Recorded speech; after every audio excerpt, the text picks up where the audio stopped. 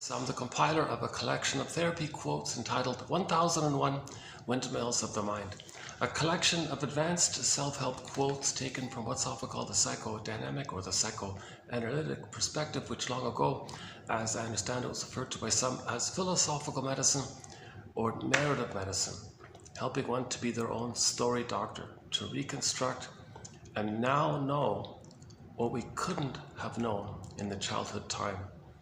So that ultimately, the goal being that we can now feel and accept and feel and emotionally know what we couldn't have felt back then. And that's freeing it up. That's called abreaction, catharsis, emotional freedom, purification. So with childhood trauma, the child's life force, his eros, his life energy, is kind of flowing into a painful memory, where the mother was quote-unquote freezing or rejecting or shaming or not available or whatever, and in response the child froze up like a deer in the headlights. So I'm going to, for the time being, I'm going to use Miss Goldman's terminology: freezing mother and frozen child. So in the memory, there's like the jargon is introjects, just like a bundle of memories around certain themes. So memories are relational. Mother and baby, relational memory, relational unit. Okay, and on the shaming side, the mother was the rejecting one, the freezing one, that caused the child to freeze up, and that's a memory in there. Now, this means obviously, that the child didn't get his needs met, and he's frozen.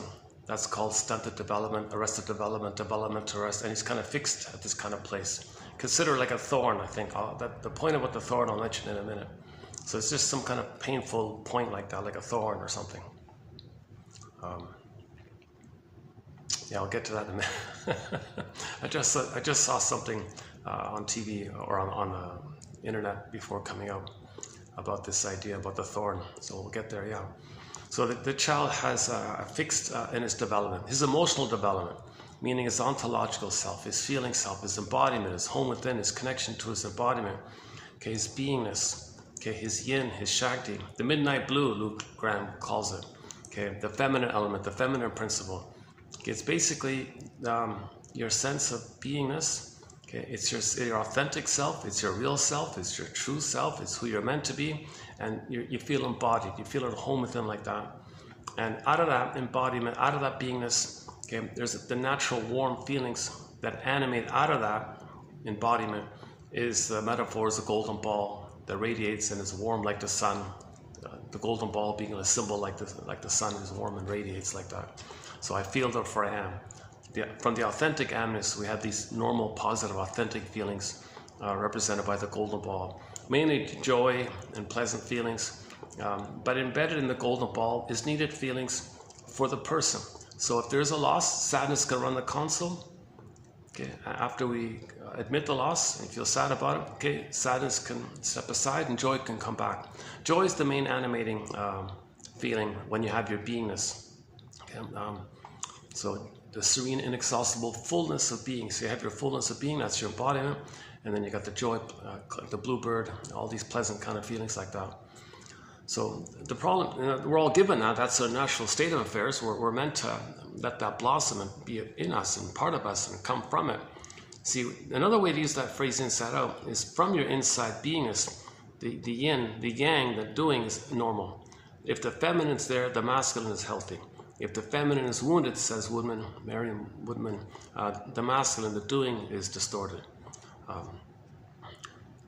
So this idea of the beingness, meaning if you have your beingness, you have your feelings. If you have your feelings, you're naturally ethical and compassionate and you're normal like that. And with your feelings, you recognize we're all one family. You recognize that we're all hurt, that everything's love or a cry for love. And you're curious to go deeper and understand that when people are in pain and they're crying for love, they might not do it directly. It might be kind of veiled, where they treat others the way they were treated to communicate how they were treated. And that's their kind of flipped around way, self-protective way to communicate that when they were a baby and cried for love, mother shamed them.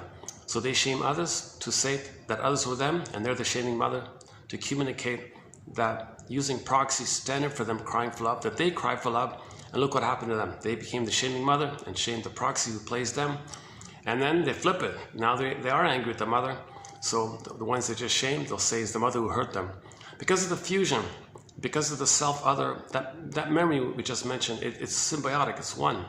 So if the baby is traumatized very severely, he clicks over, called identification with the aggressor, where he becomes the freezing mother now. He doesn't want to be the frozen child anymore. He is the frozen child, doesn't want to feel it.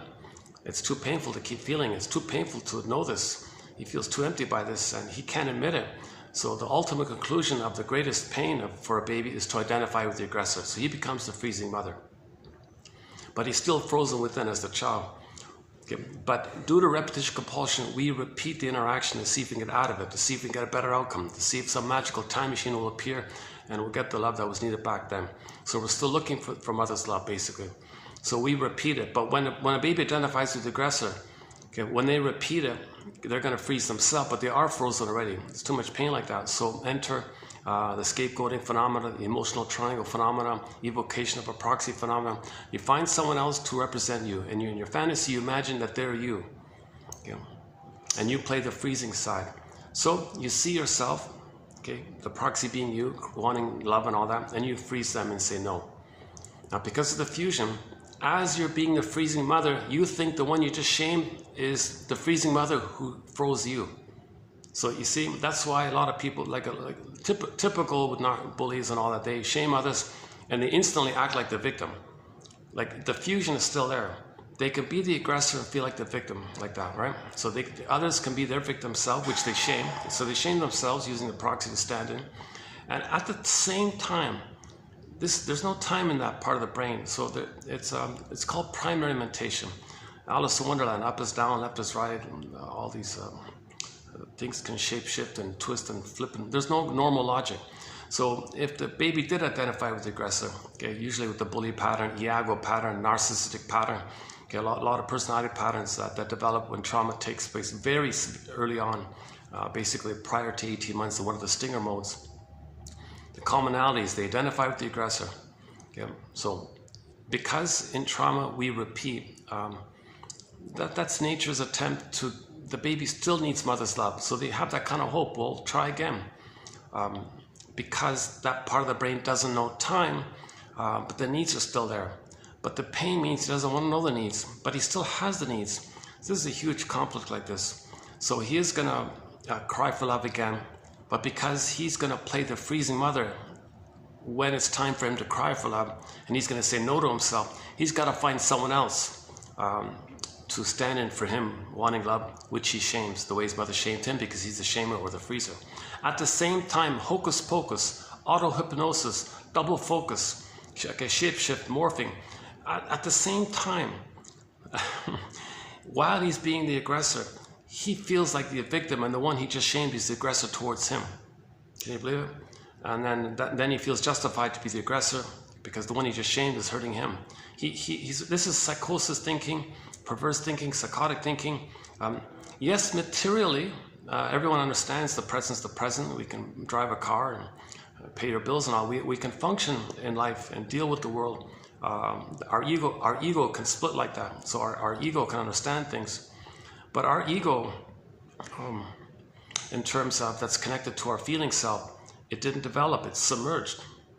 So they say the ego splits. You got the ego for the false self, or the functioning, the persona has an ego, let's say the mask has an ego, and then the healthy ego that's meant for your authentic self. Well, that's down with the frozen child area, kind of. So it's undeveloped. So the image is the scarecrow with no brain. So unthought known, he can't think it because he has no brain. So the baby doesn't know the trauma. Okay, let me get you. You're gonna see. I might be a little distracted a couple of times while I'm here. There's no.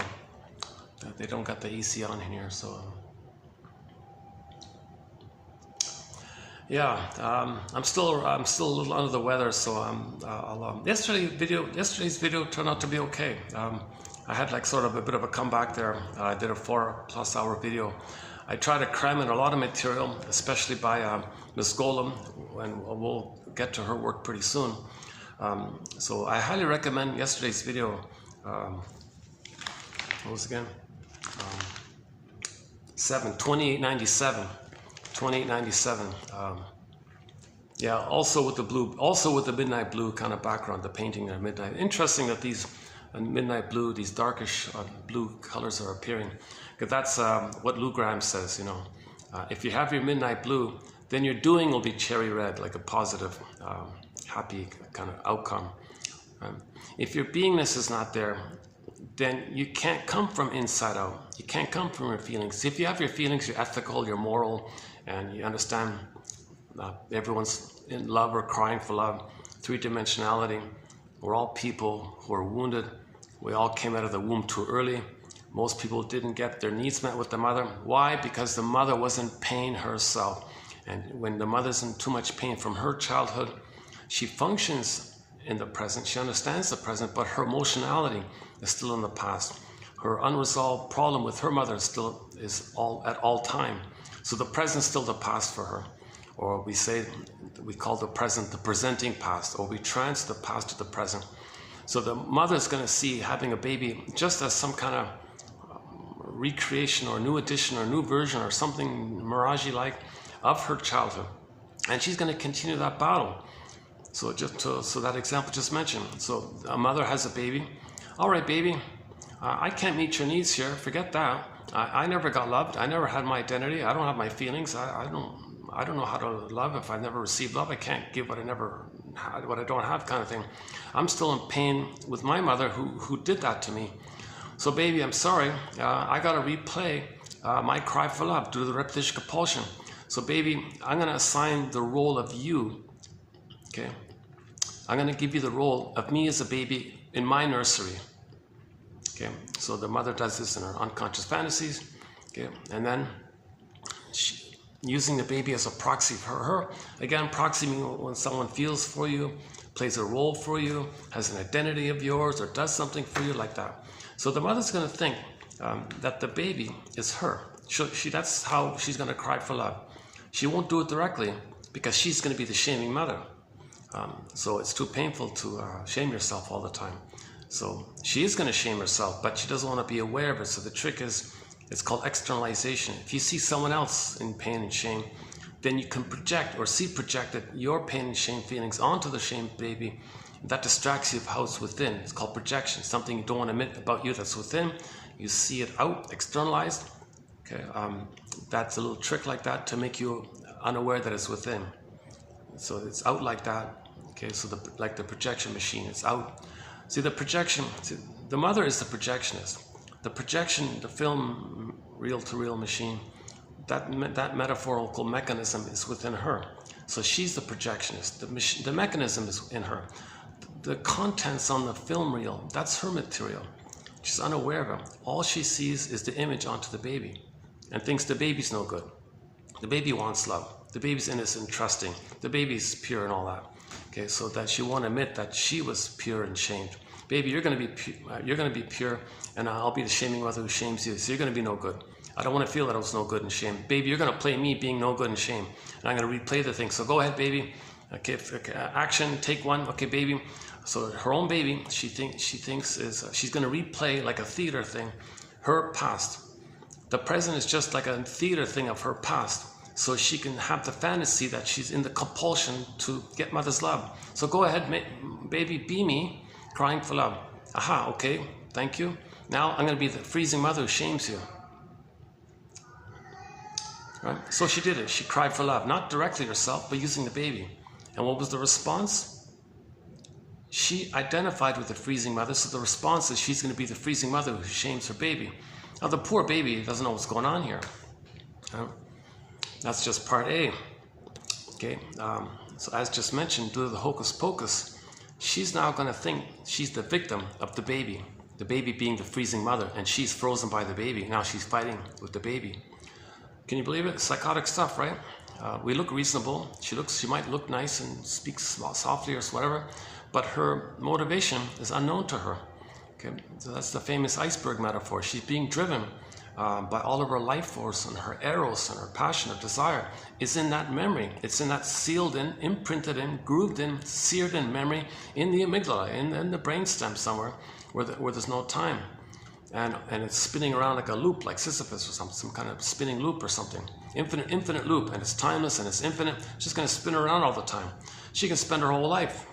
Theoretically, if you don't change, you can have 100 lifetimes spinning it. It doesn't change the past.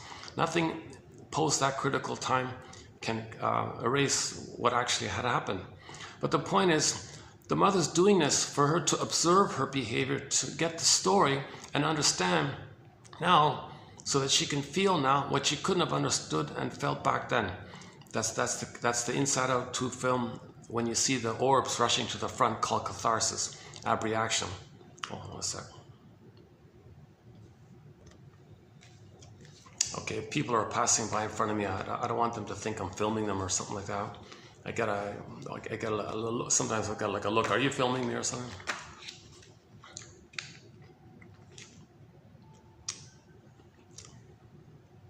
Yeah, so I'm just on this little driveway here. I'm gonna need to go outside in a few minutes to cool off. Geez, it's still pretty hot everywhere, right? Although it's a little, yeah, okay, never mind.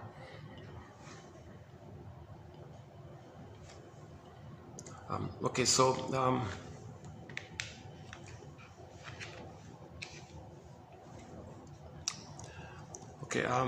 where was I? Hang on. So we're talking about doublethink, right? Hocus pocus. Okay, so the mother, commonly, if she's fixated and frozen in her past, okay, what she does is she identifies with her aggressor. And then when her baby comes in, oh, good, wonderful, baby, you play me, I'll play the shaming mother. Rejects her baby the way she was rejected. And as she does it, she thinks her own baby doesn't like her, and now she's angry at her baby. The poor baby can't say, mother, stop the presses, stop the spinning wheel, comma, pause. Mother, reality check here. I'm neither you nor your mother back then. I'm your baby who needs your love. Mother resents the idea. Mother's enraged at the idea that she's supposed to give love when she never received it. She's immensely resentful about this. She's stuck with the unresolved, unfinished business with her mother. And that's all she's doing, basically. Now, if somebody on the outside observes this negative behavior of hers, why are you hurting the baby like this? Why are you so negative towards the baby? Oh, well, you gotta teach him early. You see, she'll make some rationalization. So she'll come up with some clever deception called rationalization. It's a self-deception to make you unaware of your true motives. Commonly, it's the spare the rod one, right? Yeah, well, you gotta spare the rod. I don't want to spoil the child. I gotta discipline him. He's got to learn early. Then because her energy's in a survival brain, not the feeling mind. Okay, she had all these jungle slogans. See, it's a jungle like that. Gotta toughen them up like that. No, that's nonsense. Your baby needs your love so he can be himself. He's born to be loved. He's born to have a mother. He's born to be soothed. He's born to be held. He's born to be nursed properly. He's born to be seen and accepted by a mother. He needs your reverie. He needs your sweetness. He needs your warmth and comfort. No, you're going to spoil him. So she'll make some kind of excuse shall I compare thee to an onion? It's a camouflage or a cloak or a mask to hide to herself and to others the real issue that she's unaware and she doesn't want to admit that she's repeating what happened to her. Now, if she's courageous, that's the idea. The idea is for the mother to get to that point. The idea is for the mother to get to the point and pause and say, wait a minute. Why am I not loving my baby here? She might ask herself. Does that mean my mother didn't love me? Oh, wow. So having a lot of quotes say this, that when women have a baby, they suddenly realize what had happened to them. They get what had happened to them when they have a baby because they're about to do to the baby what the mother did to them. They think like the mother, they act like the mother, like that. Identification with the aggressor. My favorite quote still, even to this point, after these, maybe 2 years ago, we had a very good quote about this. The woman was about to have a baby. She said, I don't know, something's off here. She ran to the shrinker man, play Katie Lee's song. On her soundtrack, we have 4 songs by the singer Katie Lee from her album entitled Songs of Couch and Consultation. It's sort of just a comedy album about the therapy process. One of them is called Shrinker Man. Wise me up if you can. So she said to she went to the shrinker man, and sure enough, the shrinker guy, the soul doctor guy, said to her, "Oh yes, you're letting me know what kind of childhood you had." "What do you mean, shrinker man?" "You're letting me know what kind of mother you had and how it felt being with her." "Go on, please." "You're putting me in the role of you back then, and you're acting like her, and I feel like kind of a push and a pull to maybe feel what you felt with her." Click, click. She talked about it. Okay. She hopped on the broccoli boat, Inside Out 2, and free association. That stream of consciousness that you see in the Disney film Inside Out 2, and you're hopping on the broccoli, what's called free association. That's the key thing here. You just say freely what comes to mind. You feel safe, more comes up, and you want to get to the back of the mind, the unconscious, where all the repressed memories are, what happened, everything that you denied. Remember, joy at the beginning popped away all the negative, painful feelings, only kept the baby. That's called splitting. The baby can't do ambivalence. The baby can't do the third side of the coin. It's like either or kind of thing. The baby can't be confused. It's heaven or hell. So the heaven or positive feelings he'll keep, and painful feelings he pops away. So he popped away a lot of feelings. A lot of him. Most of him was really repressed like that. So there's a lot there. Your authentic self, who you'd be had you been loved, the gifts, the treasures, knowledge of the trauma, your feelings, your heart, and, your courage, all your virtues, and just so much of who you're meant to be if you're loved. Just so much of your authentic self. It's all back there like that. So to get back yourself, okay, who am I? Well, you're lost. You want to get back your repressed self, your secret self, your shadow self, your double self. It's all buried like that. So you ride the broccoli boat, okay, kind of thing. And that's what the woman did, she said. And then sure enough, she had a kind of a huge weeping kind of thing. That's the rush of the orbs rushing up to the front. And now she got back her feelings. She had her empathy now. She had her feelings now. And then sure enough, the report was that she had a baby later on and was able to be a mother for the baby. She didn't need to shame her own baby to communicate what had happened to her, because she doesn't know what happened to her. Once again, famous essay, memory, repeating, working through. If we don't remember, we repeat and repeat and repeat and repeat in an attempt to remember, to try to remember, to make the inference to remember. So if you make these inferences, be a detective like that, and then you can kind of remember, like emotionally remember, not just cognitive. That's part of it. You got to emotionally remember, feel what you couldn't have felt. That's the ad reaction. Then you stop repeating. And this whole journey is called working through, suffering through. So like the stream of consciousness is, like a sea joy, like the Odyssey, like that. See, now Odysseus is trying to get home as well, right? So home is like an embodiment. In the Odyssey, Ithaca, it's not a physical outer place. It's a symbol of the embodiment, our inner home. He's looking for home. He always says, "Oh, I want to go home. I want to go home." He means this embodied home, like your authentic self is your home. Your home within, your beingness is your home. Your home for the person like that.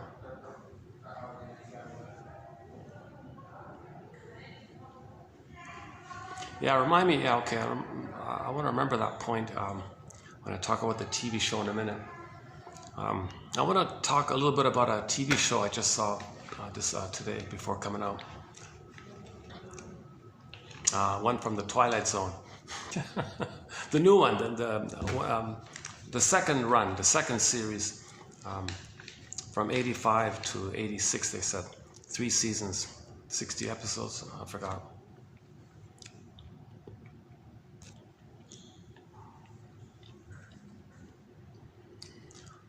Right. Okay, so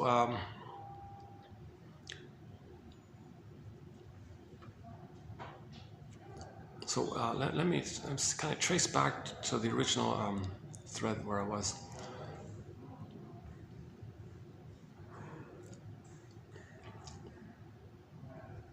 Okay, so we're all born with an authentic self, this at home within.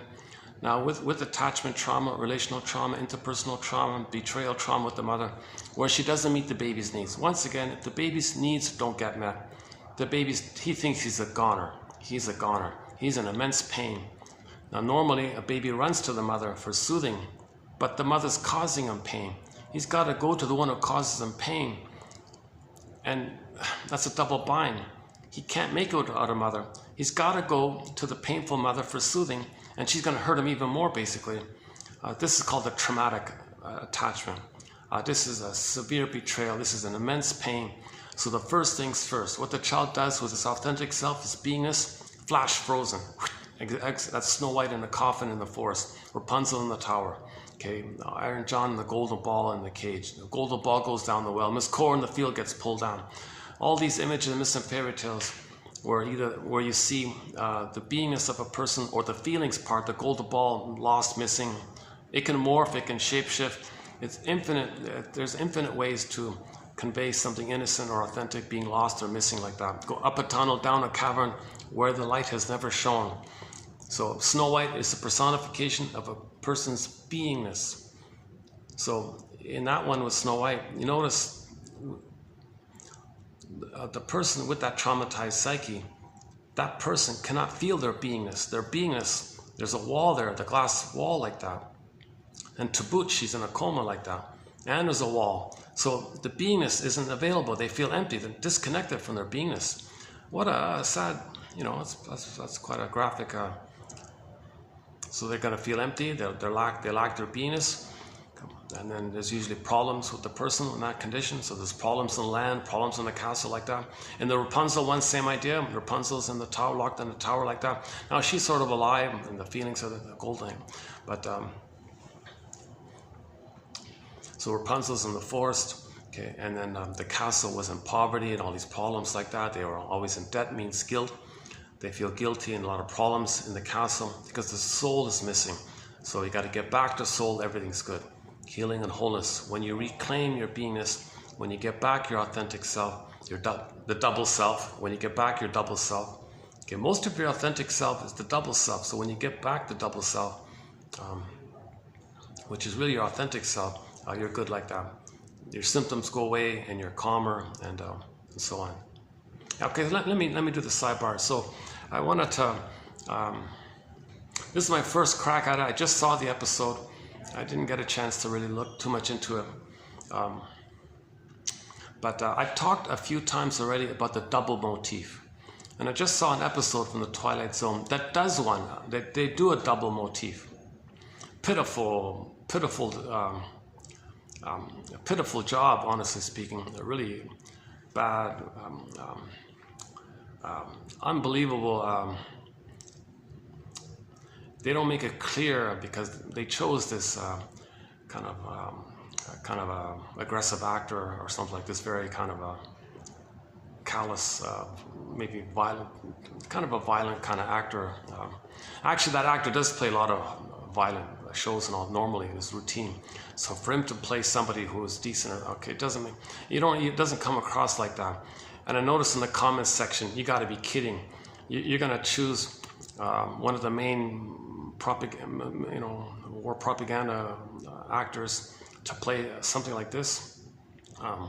So it's a little cynical. That episode, I think I agree with him. It's kind of cynical because the imagery you're getting is just a promotion of this character who's a military or war propaganda character. Somebody said every time he goes to the gas station, looks at the DVD bin, you see his photo all the time. He makes all these trashy films, and even in this episode of the Twilight Zone, he wasn't a likable guy. He's supposed to be a nice guy. He looks kind of scary, He looks kind of vindictive or violent or something. So it was a pitiful choice for an actor, but I think the cynical Hollywood's very cynical. They don't care. They co-opt nice stories to keep your interest, but to peddle the imagery of the characters mainly.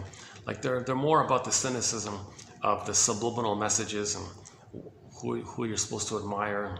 They're more interested in that kind of thing. They're not interested about the moral of the story being convincing. They scale it. The moral of the story, they'll make it minimal, but they'll bombard you with the imagery and the propaganda boastingness of the actor who plays all these violent movies and all this. So the net result is a negative, unfortunately. So if you watch this show, you got to kind of filter out 90% of the rubbish and try to save the little potential lesson in there. So it's a story about the double motif. Okay, it's a typical double motif story basically, and it is a unique way of how they did it. So there's some credit there. It's based on a short story by some other guy named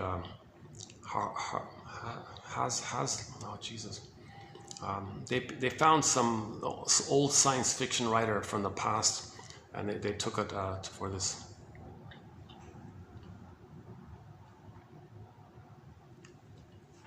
Okay, so just back up a sec. So the double self, okay, it's mainly your authentic self. It's who you'd be had you been loved.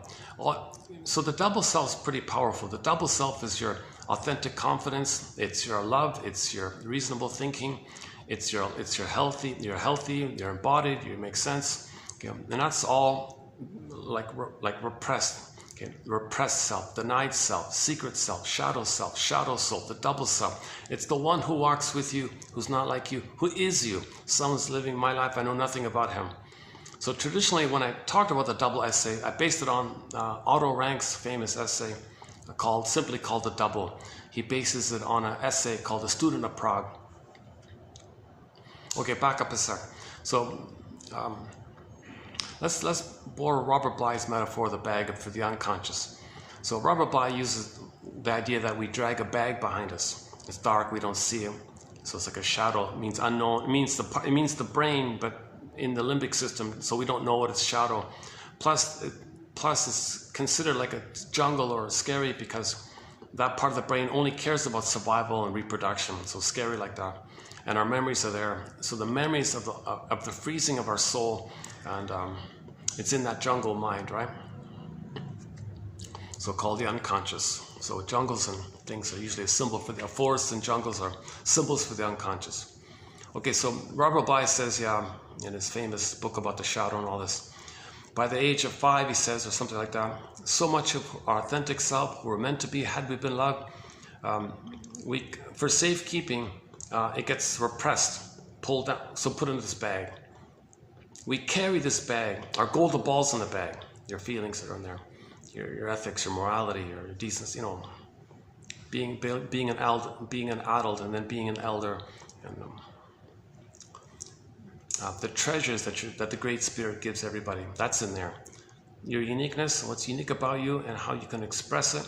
That's meaning, and the blue jay and the bluebird of happiness is in the bag. So there's so much vibrancy and aliveness and feelings, your embodiment. See, the person without their soul, basically, they're kind of going through the motions, they're sleepwalking, they're just functioning in life, just sleepwalking like that. They feel empty.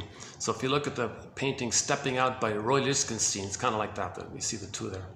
Okay, back to the bag. So Robert Bly says we put so much of our authentic self into this bag. The mind's able to make links and be creative, that's in there. Knowing, being able to know and repair, that's in there. Being able to put words to your feelings, that's in there. Okay, being your own curiosity and ethics, and that's all in there, right? In the story I'm going to talk about, they called him a weasel all the time, this weasel, because the soul was in there. Right?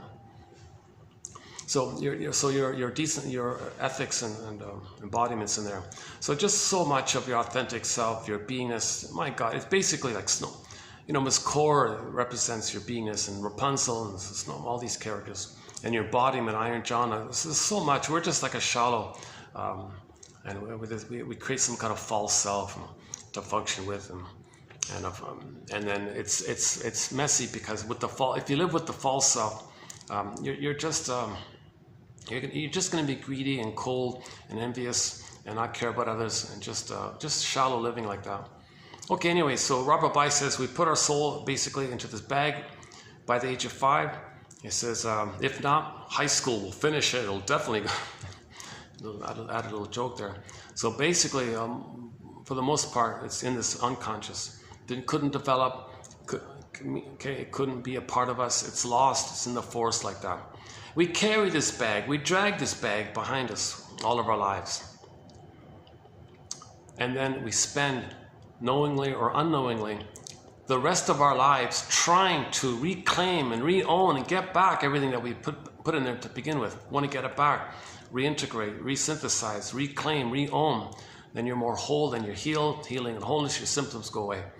See, a lot of psychosomatic symptoms is from the pain of losing the soul, because you feel pain. The pain leads to symptoms, psychosomatic symptoms. So when you get back your feelings, you're calmed down like that. Your symptoms go away. 99.9 whatever percent, or 90%, I don't know, whatever the number is. Most people think that most psychosomatic symptoms are emotional, are due to the loss of this.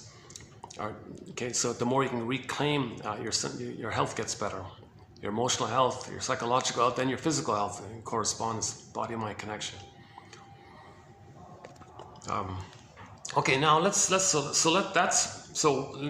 personify all of you that's in there, and a metaphysical imagining kind of thing, like a science fiction imagining. So you need stories like Twilight Zone, fantasy stories to do this, right? So let's create a character who embodies all of you that's in that bag. Now you don't know all this, your authentic self. So here's a character. So now let's go to the play, Student of Prague. So just simple story. The guy bumps into some other guy, not knowing that this other guy is his double self. And the double self is trying to like get along with him or something. And he's the empty self, the false self, doesn't get, who are you, what do you want? Well, just talk to me. I don't get, I'm afraid of you. No, I'm right. So they had a quarrel, an argument, these two characters, right? He fought with his own double self, never knowing that it was him. He was meant to dialogue with him, befriend him, get to know him, accept him. You know, he was meant to reclaim everything about him like that. So he didn't, right? So, they got into a big fight, and then on the tombstone it said, here's a guy who never got to know himself. I'm paraphrasing a little bit.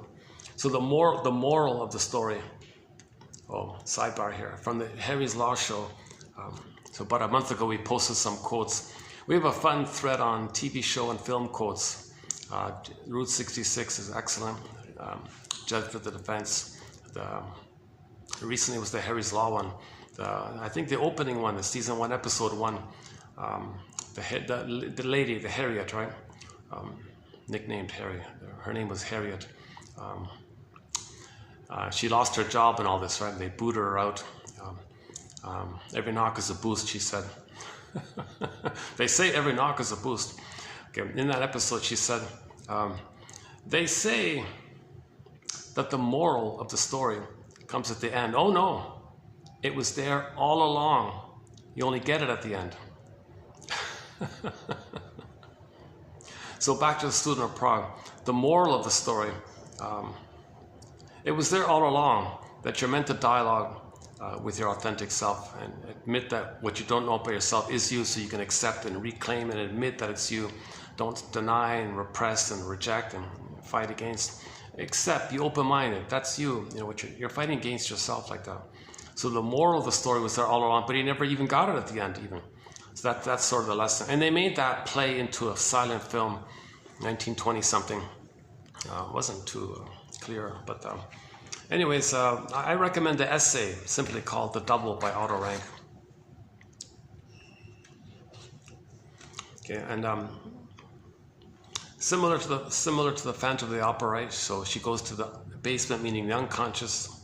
That character is a personification of her wounded side. So that double self is all your golden side, but there's also knowledge of the traumas in there. Okay, so the scary dude is kind of that part of the double self. So the focus, the episode of the branch of the double self that in the Phantom of the Opera was the scary dude. So the singer went to the basement, dialogue with her double self. That's kind of like her traumatized self, knowledge of the trauma. So he's knowledgeable in all this. So she befriended this scary dude. It's not a separate outer character. Okay, it's just a metaphysical idea. So she befriended the masked guy, okay, the phantom guy. Okay, listened to him and dialogue with him, befriended him. So she went back to the conscious on the stage there. Now she's more embodied. Then she was a better singer. She had more feelings, so she was a better singer. She made more sense. She had more feelings, better singer. She was a better singer when she dialogued with the phantom guy like that. A similar idea is the film called That Uncertain Feeling. Not a well-known film. An old film, 1940 something or 30 something like that. So it's about a young lady who's could play Dreamboat Annie. You know, Ann Wilson of Heart, she does a very good cover of Love Hurts. It's on a live album. It's little known, something 1994 live tour in Canada or something like that. It's got like a reddish album, like a all red album kind of thing on the front cover. She does the best cover of Love Hurts. She's the only one that does a cover of Love Hurts. That's okay. It's really Dan McCafferty who makes it great. But okay, so we play from the Heart Band. We play Dreamboat Annie because they got a line in there. Sad faces painted over with those magazine smiles. So this young lady in the film called That Uncertain Feeling. That uncertain feeling, a strange feeling. From your strange feeling. You're strange and uncertain about the loss of your soul. There's a certain strange, uncertain, strange feeling, right? Not that uncertain feeling. That's what's giving her symptoms. She had a physical problem, right? It's an uncertain feeling. Okay, so sad faces painted over with those magazine smiles. So it's about a young lady who was sad inside, but always put on a happy face. So she was denying. Then she got a symptom. So she went to the shrinker man. Shrinker man, wise me up if you can. He said to her, oh yeah, that's coming from your double self, your secret self. It's kind of like a stranger within. Would you like to meet him? She joked and said, I'm afraid of strangers. So the next scene was basically, she met her double self. This brooding, tortured, yes, creative and skilled in other areas, this artist guy. So it's a metaphysical idea. So, oh, that's my double self. That's my stranger within. He personifies my lost wisdom, my lost knowledge, my lost trauma, how to heal my wounds. He's going to help. He's basically my soul, basically. Intelligent but wounded, etc. So the whole film's about her dialoguing with this guy, befriending this guy, hanging out with this guy, having dinner with the guy, etc. So the whole film's like that. And sure enough, when she accepted and learned from him, her symptoms went away. And he puffed away, kind of. And then her relationship was improved also, right? So her life got better. So that's another example, like the Phantom of the Opera. You want to admit that your double self, okay, some imaginary construct of who you'd be had you been loved, knowledge of your trauma, knowledge of the defense mechanisms that you're using related to the trauma. There's so much going on like that. There's so much like that. Okay, so that character, the double, okay.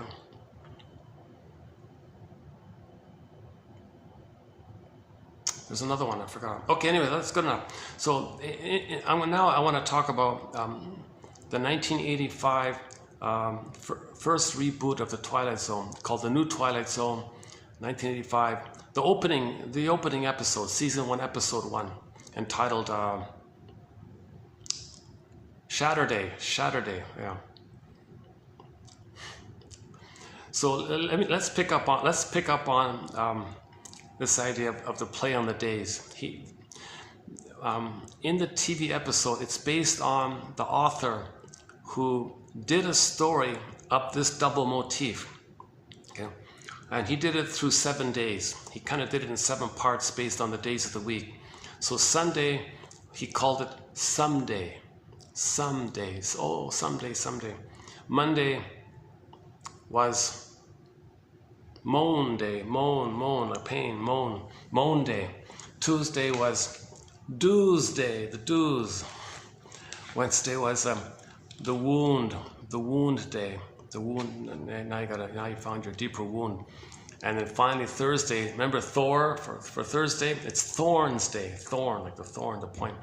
And finally, if you can go through those 5 days like that, if you can face this fantasy, someday soon, someday I'll get love and all that. Okay, get rid of that. That's unreal.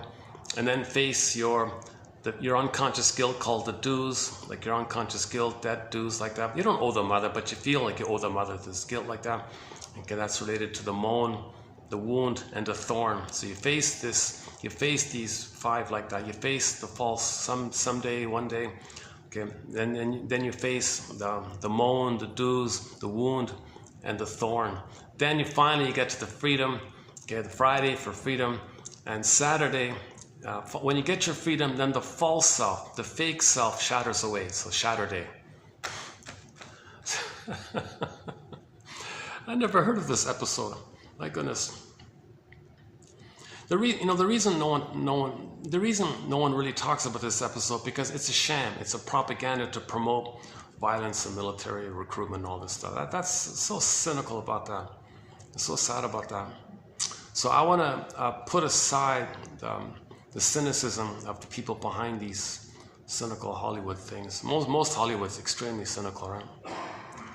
So I want to put aside that and try to save the author's intention about creating a story about the double. We got to save the little things that are being co-opted against us and get rid of the lies and save the positive part. So the positive part was this episode called Shatter Day in 1985, season 1, episode 1. And based on the book, he did it by the 7 days. Now, in the TV episode Twilight Zone, they only do like 4 or 5, and I forgot which ones. They kind of abbreviated it, kind of thing. So let me take a crack at the Mr. Hasm. What's his name? The author of Shatter Day. So yeah, I did it already. So let's just quickly do it again. So Sunday for Sunday.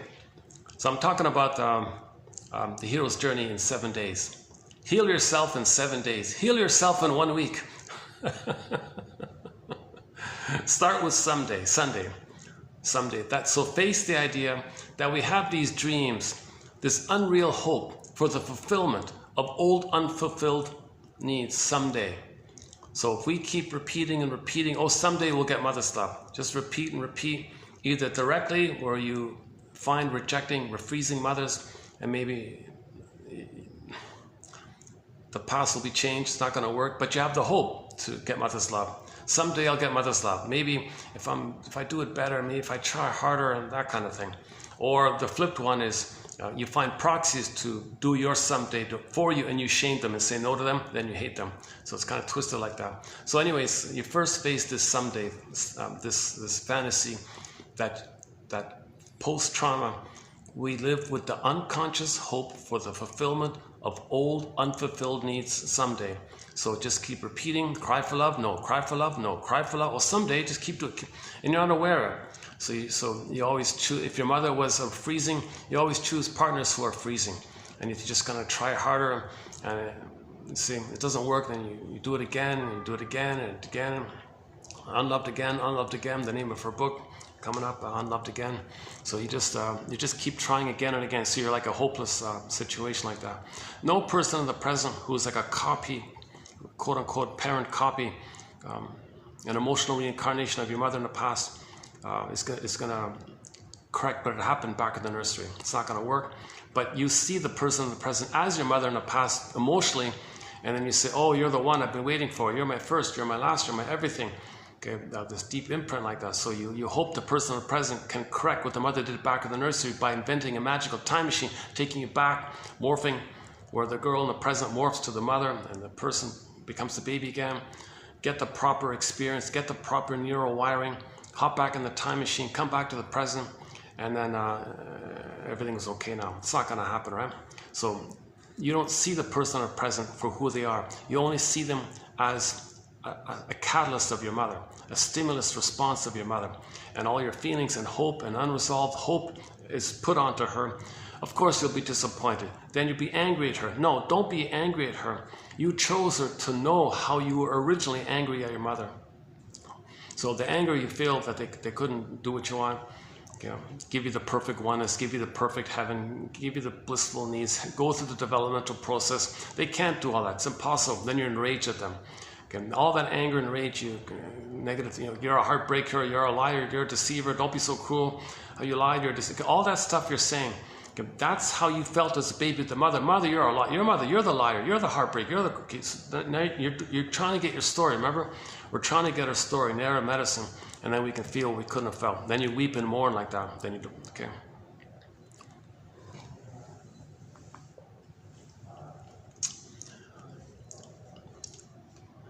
It's gonna get dark here pretty soon. Yeah, it's already past 5 o'clock. What's that?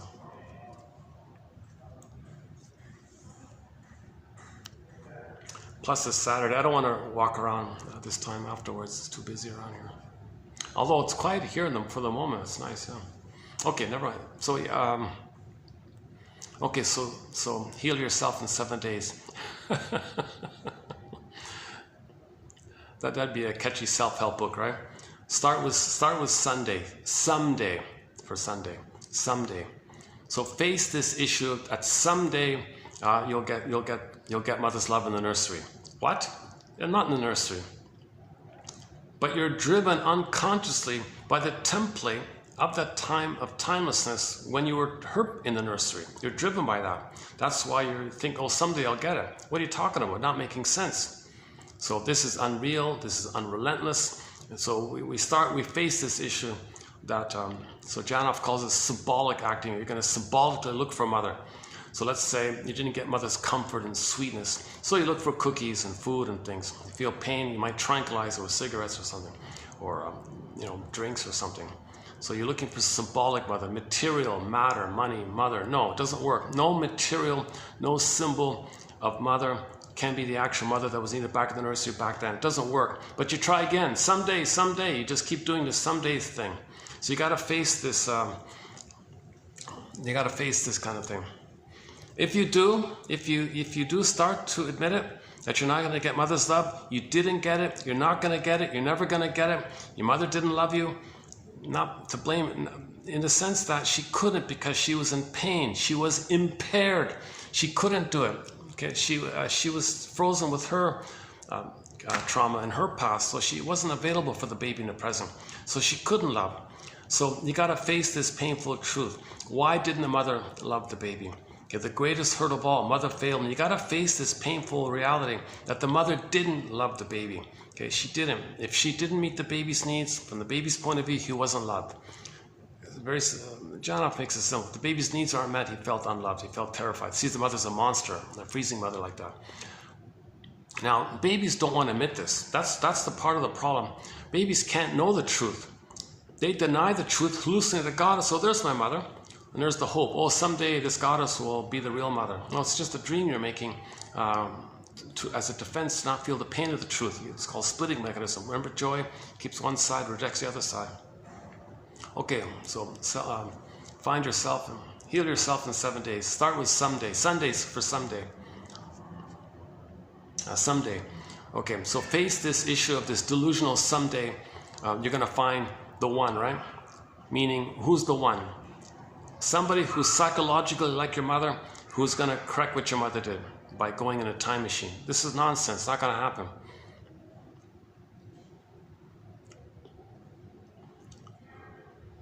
Okay, so start with someday for Sunday.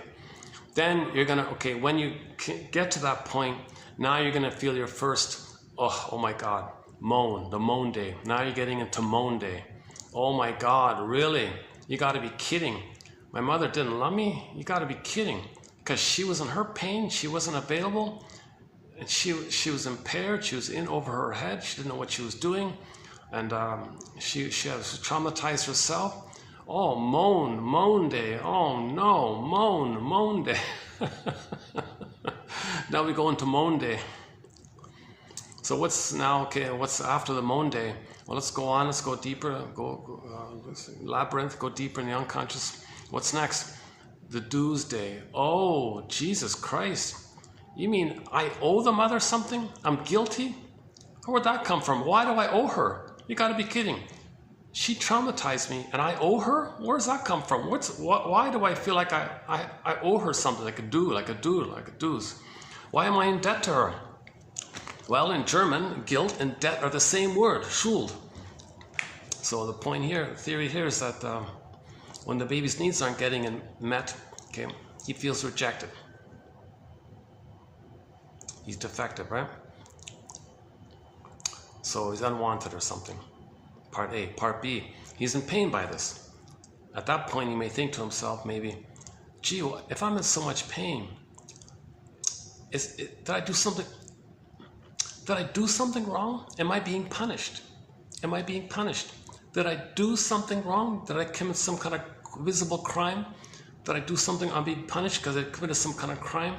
Oh my God, how can I make it right? Mother, what do you want? Let me save you. Let me fix you. Let me cure you. Baby wants a good relationship with the mother. What do you want, mother? You want me to mimic? Whatever you want, mother, you name it, I'll do it. I'll save you, I'll fix you, I'll cure you, I'll heal you, I'll make you be a loving mother, I'll fix you, don't worry, I'll make it right. Come on, mother, what do you want? What do you want? So he'll try his best to save the mother. He'll fail. No baby can do that, obviously. He's guilty again. He didn't save the mother. So you add it all up, the child feels some kind of guilt like this. It wasn't born with him. He wasn't born with it. This is just the jargon is the moral defense, just to make some kind of sense. We're always trying to make sense of things. So the baby's trying to make sense of this nonsense. So he's going to be like a little judge, like a moral judge, make a decision with his gavel there. All right, I'll hallucinate a goddess and think that's my mother for my survival. So kaplunk, mother's good. I'll deny that she's a monster, and his brain now is a monster. A symbol created by his rage and needs creates a monster image. The mother's not a monster, but he creates an image by the interaction with the mother, called the imago, like that, the freezing mother, like that. Now, to account for the pain he just concludes he's defective and guilty. There's no good like this. Now, this is the traumatic bond. This is his connection to the mother. So his way to have a mother is to feel guilty to her.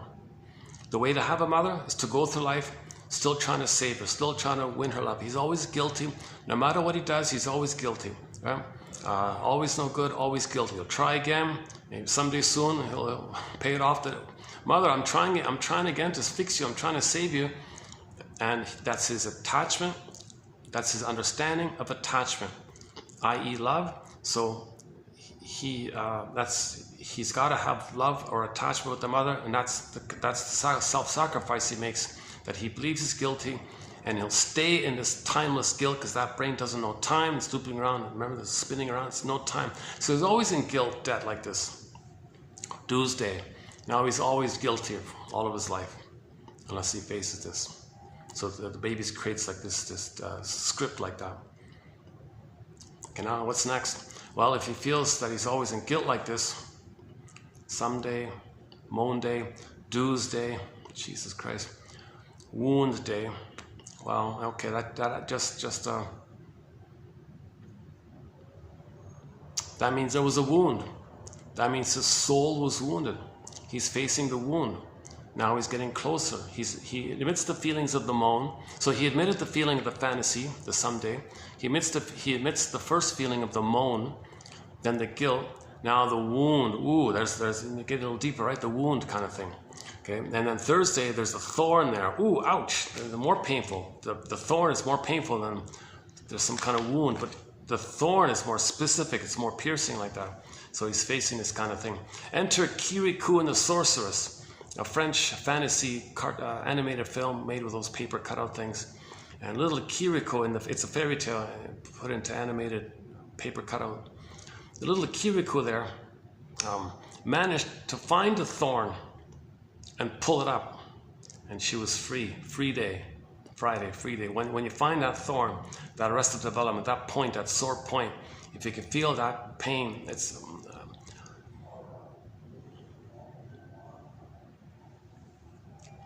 That's why this primal therapy was so popular, because these guys promised it. Guys like Janoff and all that. They said, I found a way to speed it up, where you can ride the boat quickly, pull up the thorn, and do your weeping. And there may have been a few success stories, but most of it was confused and muddled. And then the whole sham industry was built around that, and that confused things more. And I got people wanting to make a quick buck to, beat the pillow. Didn't work. That's sham. You got to find a story like that. So this thing about Janoff, this point about the Janoff point. So in 1970, he wrote the famous book called Primal Screen, right? and all these celebrities endorsed him, and people flying all around the world. Oh yeah, I've got trauma. I've got this early on trauma. I want to pull the thorn. Help me pull the thorn. Okay, so he tried like that. A lot of muddle and confusion. And then it got a bad name because of the spin-off shams and all this. And then the thing kind of crashed. But meanwhile, Janov himself was still writing away. He wrote 16 books following that time. Everybody ignored him, right? He got brushed off. But he wrote 16 books post that time, updating, clarifying, learning, updating, clarifying, learning, and learning, kind of thing. So there's a lot of good material in those 16 books following the original one. And the best material from those 16 books you'll find here in 1001 Whims of the Mind. Go to 2745 to 70, a 26 video special run on the work of Janov. 300 quotes from there. His last book is excellent, called Beyond Belief. That's a great one. His main what do you call it? Opus, what do you call it? His main Bible, what do you want to call it? It's called Primal Healing. He's got Life After Birth, and what's the other one? Biology of Love was okay. Yeah, that was just also. I forgot the titles already. Oh, Imprints was okay. Imprints. Primal Man was it? Primal Healing, Primal Man, Primal Revolution was it? Okay, anyways, I went through that material. It's a good sort of self-contained Psychology 101 crash course, 2745 to 70. Clear, super clear. Now, we don't go into this so-called primal therapy technique that he talks about. I kind of put that aside and just focus on the content of the clarity of his crystallization and distillation or synthesis of psychology that he presents. So it's pretty good. It's funny, eh? People are all excited about the first book, and it was his worst one, and all the other books were better, and it got ignored, right?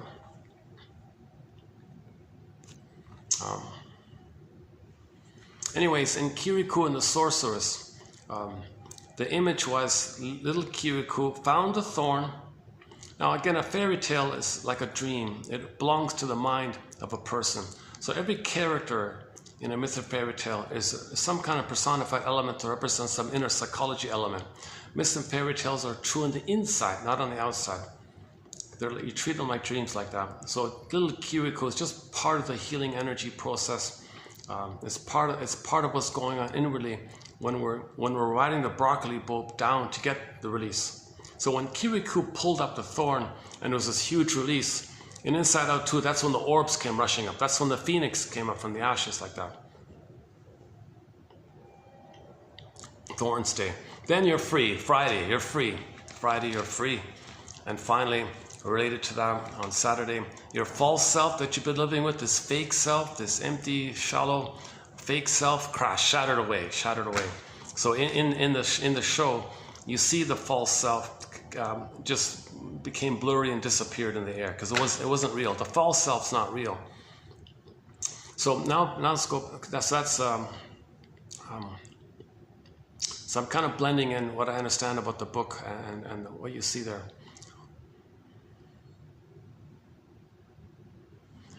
Hold on a second.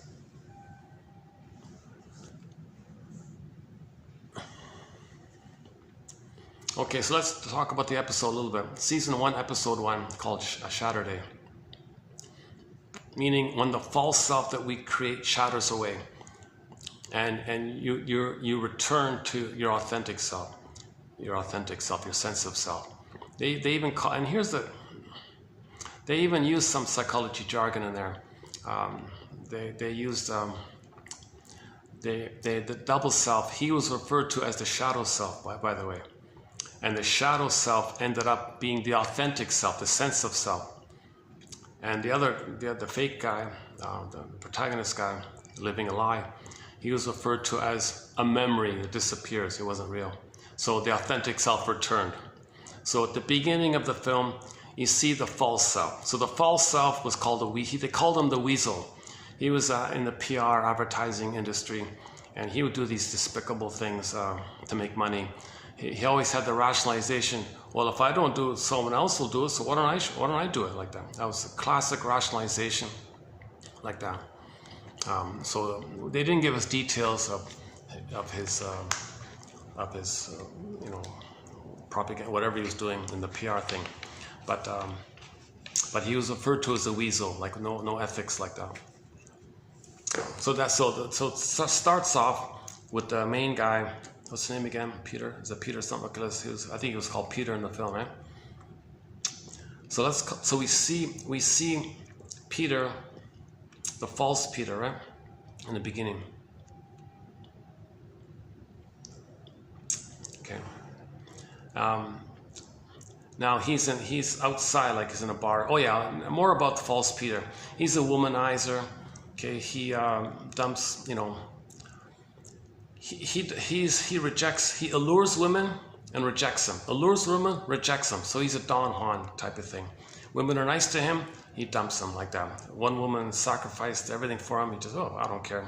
He was very cold, callous, cold-hearted, typical narcissistic, empty, shallow, psychopathic, kind of shallow kind of character, right? So they made that clear with, and he treats his mother badly, they said. And, that part's not too. that part was for the viewer to demonize him like that. But it may be, you know, the positive thing is he's meant to know that he is angry at the mother. So that part's not fully either or like that. Anyways, he was a womanizer. He had no ethics or morality. He was a weasel all the time. And that's a stereotype about that propaganda, people advertising people like that. So they set it up like that he's like that. Now, one of the points they make in the film is that if he were to maintain that, he'd be a miserable curmudgeon late in life. He'd be a miserable character late in life, right? No feeling, no love, no affection, no meaning like that, right? He's just greedily making money and not caring, feeling empty. Okay, he makes it all about him. Okay, narcissism. He's the center of it all, makes it all about him, thinks he's a god, he's entitled, part object relating, utilitarian. Everybody's symbolic breast to be sucked dry for narcissistic supply, and then he rejects. So we just did 6 videos on the work of Professor Harding on narcissism. A very good little self-help book, I highly recommend. It's called You and the Narcissist, a little tiny mini pocket self-help book, $2.99 or $3, something like that, for the less than the price of a coffee. Unknown little book, a gem of a book, written by a biology professor.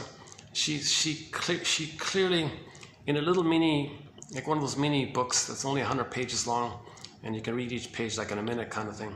It's excellent. We did 6 videos on that little book. I can't believe there was that much clarity in her writing.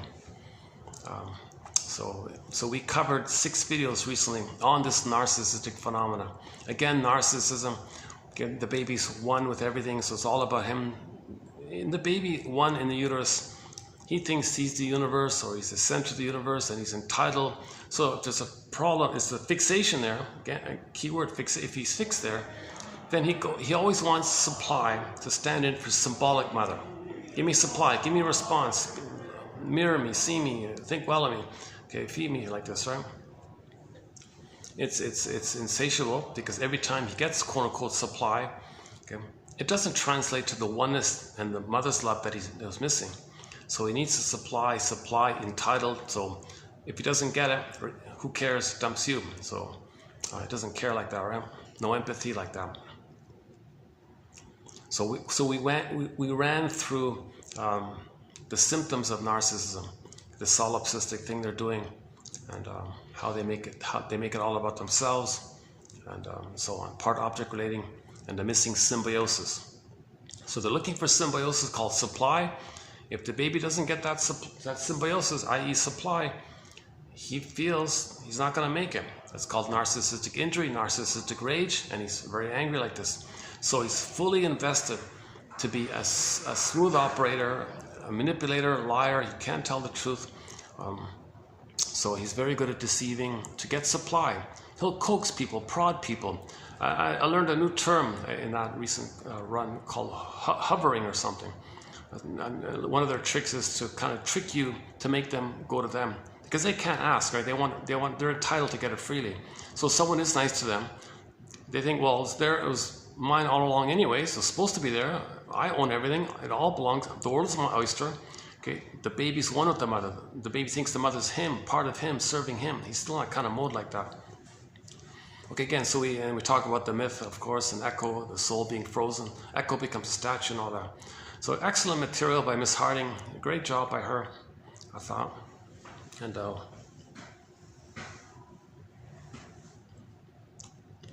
okay, so yeah, so we start. So we see this Peter guy, shallow, narcissistic, entitled kind of thing. Now, how they did it, how they introduced the double self was a little unique. Okay, they created two worlds.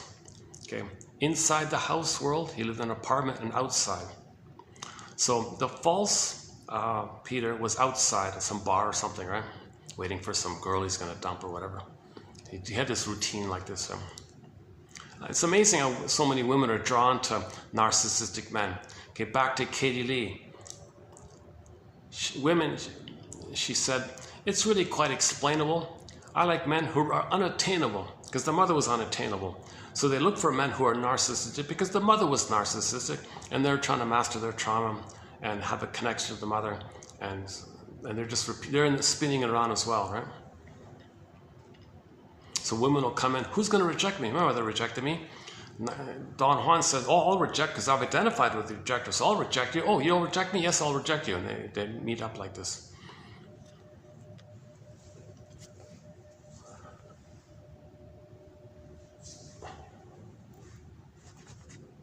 Okay, hold on a second.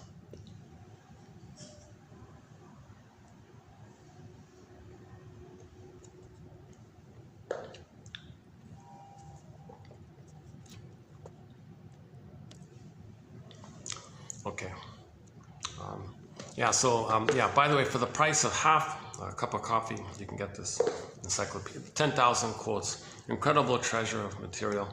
It's for anybody at midlife. Once again, this is all for people at midlife. Oh, my disclaimer, I'm not a shrink, I'm not a professor, only a BA. Keep that in mind. No set answer here. I have not been analyzed. So. Okay, so go to my last video for my full disclaimer, a more fuller disclaimer. Okay, back to the 7 days. 7 days to emotional freedom. 7 days to emotional freedom. Face this someday, your fantasies. Now admit the moan underneath it. Identify this dues mentality. No, you weren't born a sinner, guilty. You weren't born a criminal sinner, guilty debtor. You weren't born, there's no dues like that. The baby has no due to the mother. The baby just takes it upon himself to try to get along with this rejecting mother. Okay, mother, you're good. I'm no good. I owe you. I'll save you. That's how it's going to work. Because the mother was using the baby for supply. Supply. Come on, baby. You be my mother and supply me. I'll hate you and reject you, but you supply me. Supply again and again. So that's a timeless do like that. And his brain, the memory's there. He feels this infinite loop of the do all the time. You got to face this nonsense, this false belief. Okay, now you get to the wound. Oh, there's a wound. This is really a wound here. Okay, now face the thorn. See if you can pull up the thorn kind of thing. I mean, reach that place. Reach that deepest. Now, you don't consciously reach it. It's a spontaneous kind of release like that. You don't control that.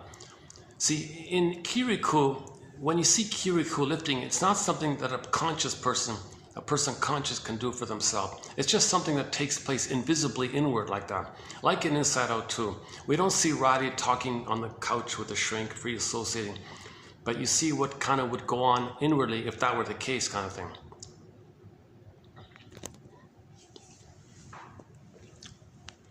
Okay, so back to the episode, Saturday, right? So it starts off with the false guy, the false self guy, this machismo guy, typical classic cookie cutter narcissistic machismo guy, right? Entitled, selfish, and all, gets away with it, lies all the time. So he's considered to be a handsome guy. Gotta be kidding. I found him kind of Ugh. Yeah, I can see how he's a little famous for that sort of a fake charm or something. I don't know what it calls. It's a fake charm. It's a skillful fake charm.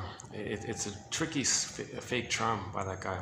Psychopathic charm. I don't know what you want. I don't know what to call it. Anyways, okay. So finally, let's carry on. So we open up with the Peter as just fake, just constantly fake like this.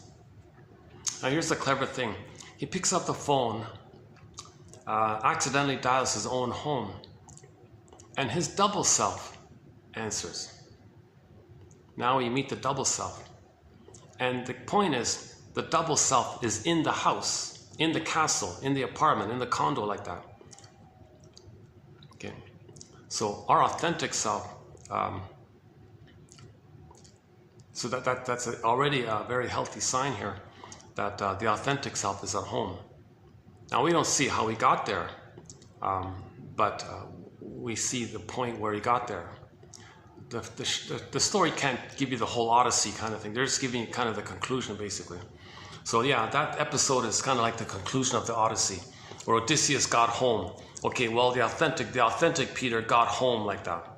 And then the false, then you see the remnants of the false self, the remnants of the false self, the false Peter, right? So now, so the story begins with Odysseus getting back to Ithaca, and Penelope coming in like that. So now he's embodied like that. He's in the house like that. So authentic Peter is in the condo. He's in the house like that. So this is a little different. Okay, so the way they did it, it's a little different from how I described the other ones. So for this one, the episode one was, they wanted to focus on the disappearance of the illusion of the false self, because the false Peter, the Playboy Peter, is just going to poof away in this blurry thing, right? It wasn't like the false self construct is not real. This solipsistic dream fake stuff that you're doing, it's all diluted as suck. So it's going to poof away like that when you get your authentic self. So they wanted to make that point, that the false self just is not, it was never real. It was fake, it was false, persona, mask, not real, unreal. So once again, when the baby loses his authentic self, okay, we construct this false self to function in life with. Okay, so false self, real self. So you can also refer to it as a false self, real self story, huh? Okay, so the false self guy dialogues on the phone with his authentic self. Yeah, I'm your authentic self. I'm in the house here. You see, this false stuff, this false living, it's no good. It's a miserable path. So I'm taking over. I'm the false self. I'm the authentic self. I'm occupying the soul, the house here. I'm going to be in the house of the person. You're the false self stuff. The false self is resistant to this. No, I can't give up this false self. So these are like two voices within one mind, right? False self, true self, battle within, right? So the false self part within is gonna try to expel the authentic self from the house. So you see the little battle between the two, right?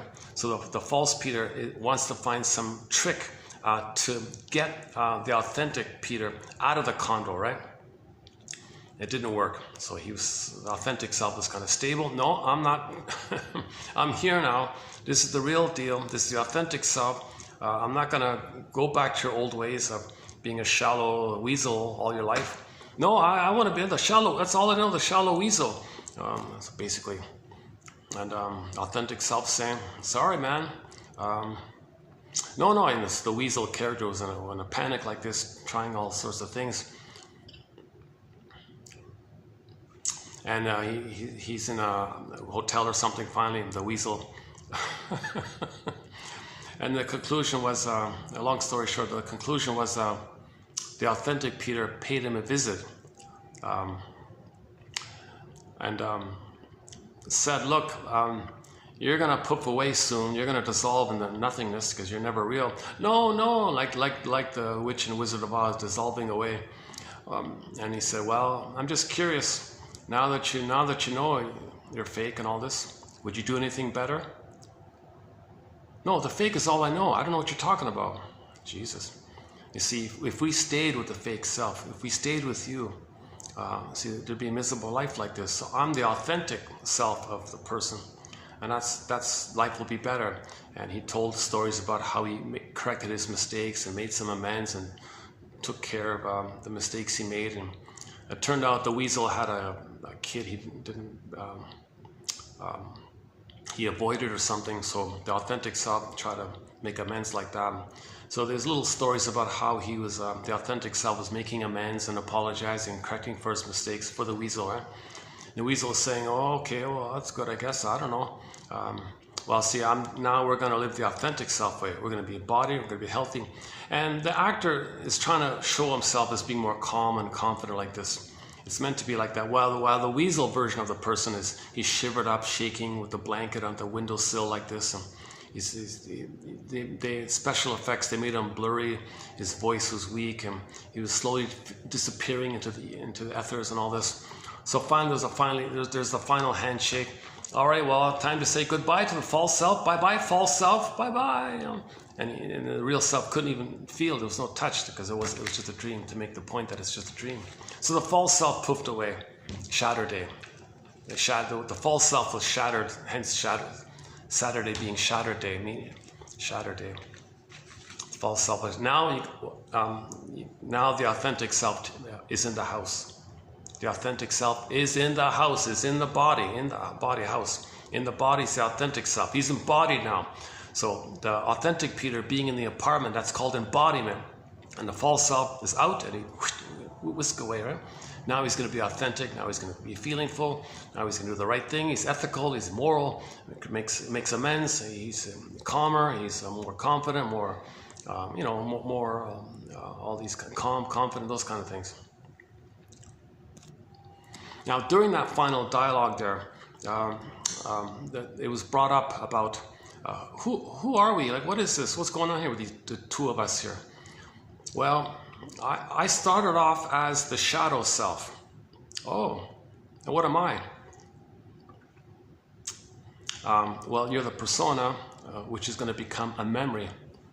And me, the shadow self, actually there's an authentic self. So now I'm the authentic self. So the authentic self's in the house. You are a false memory, or you're like a memory you'll just be a memory. You're never real. You were the persona, you'll never be real. So they use some of that jargon like that. He even called himself the animal. Oh my God. That's meaning your feminine self. So if we borrow that Mr. Jung's, they use the Mr. Jung's jargon there. He says, well, I'm the shadow, I'm the anima, and I'm the self. You're the mask that's going to poof away, kind of thing. So the idea would be at the conclusion, now he'll be a mature adult like this. So the way they did it there, it wasn't like in the other stories where the false self is the person and he reclaims and re-embodies the authentic self. They just said, no, the authentic self is there and the false self disappears. So it's the same basic message, right? Now the overall cynicism of this show, the reason it's not well known, no one heard about it, in the sci-fi community, it's maybe a little famous or something. Some people say it's their favorite episode, I don't know, whatever. And their top 10 favorite Twilight Zone episodes.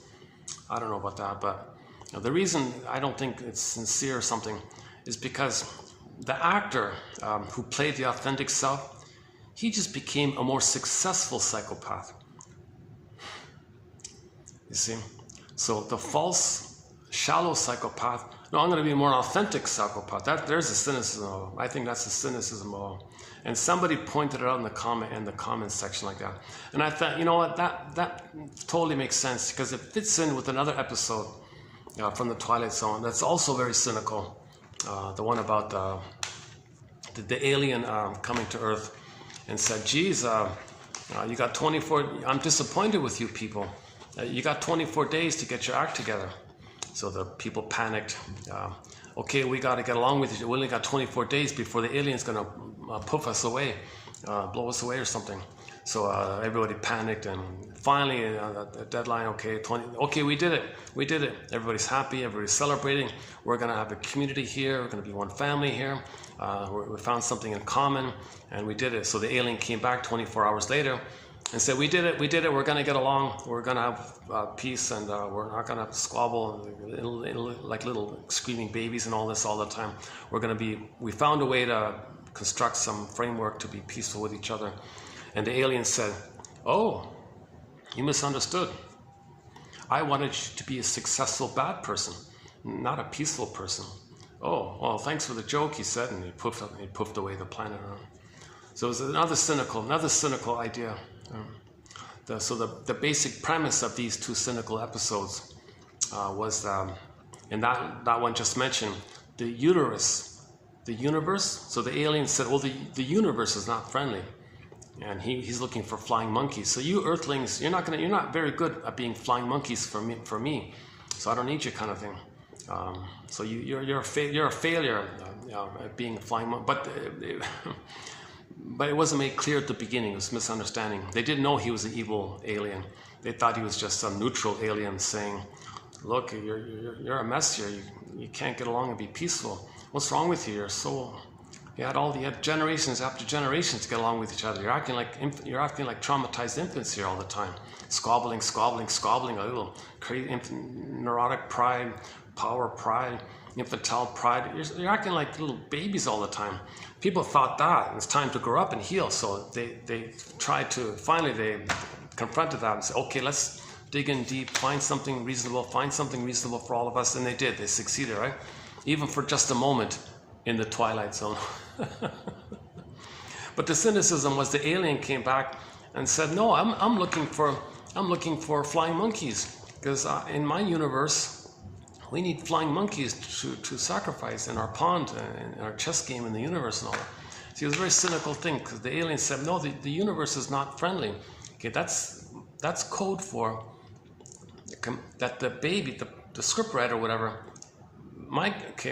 based on other quotes, maybe he had prenatal distress syndrome, where the uterus, the prototype of the universe, the world or the universe, the prototype is laid down in the uterus.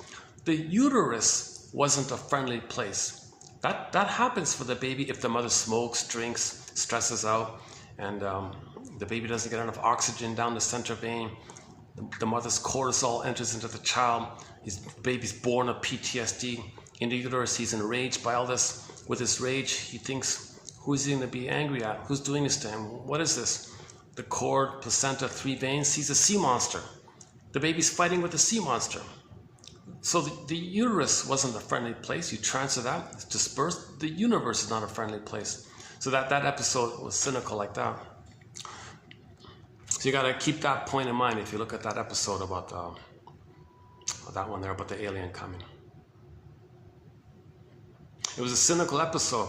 What the episode was saying, since the world's not friendly, since it's just a jungle, right? Then I need flying monkeys, he said. The leader said. The guy said, I need flying monkeys. Soldiers, right? And you guys are not very good at it. So I'm disappointed. I gave you 24 hours, and you want peace? Oh. So this character, this alien, played the coldest psychopath imaginable. They found the coldest, iciest actor out there.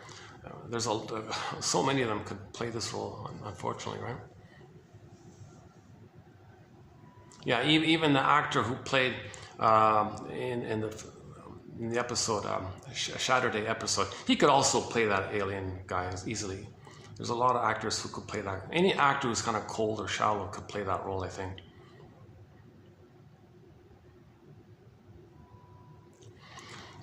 The cynicism of Twilight Zone. I've just started watching this. Show. I didn't really see it much, as it wasn't really on when I was a kid. I saw a couple episodes as a kid. I didn't really get it or something. I just remember the melody. Dun, dun, dun, dun, dun, dun. I didn't really see it. I didn't get into it as a kid. It wasn't really on much or something. Or wrong time, whatever it was. So I'm just now starting to rediscover this Twilight Zone series. I'm starting with this current one, the 85 one. And I've watched maybe maybe 10 so far, or something like that. And I've talked about the Invisible Man one, and today's one, and briefly the other one. So I've talked about 3 of them a little bit. My first impression, so to speak, is that what they're doing is they're not giving you the psychoanalysis, they're not giving you the analytic thinking that would be helpful to the viewer. They escaped it. You're drawn into the grand stories like that, and you're lured away like that, and while you're lured away and confused like that, they subliminally put in the image, the cynical images of that the world's not a friendly place, things like that. So the net effect of the Twilight Zone, it really easily could have been greater than negative, but I got a hunch it ends up being more negative than positive. It's interesting, of course. So I'll comment on them as I watch them like that.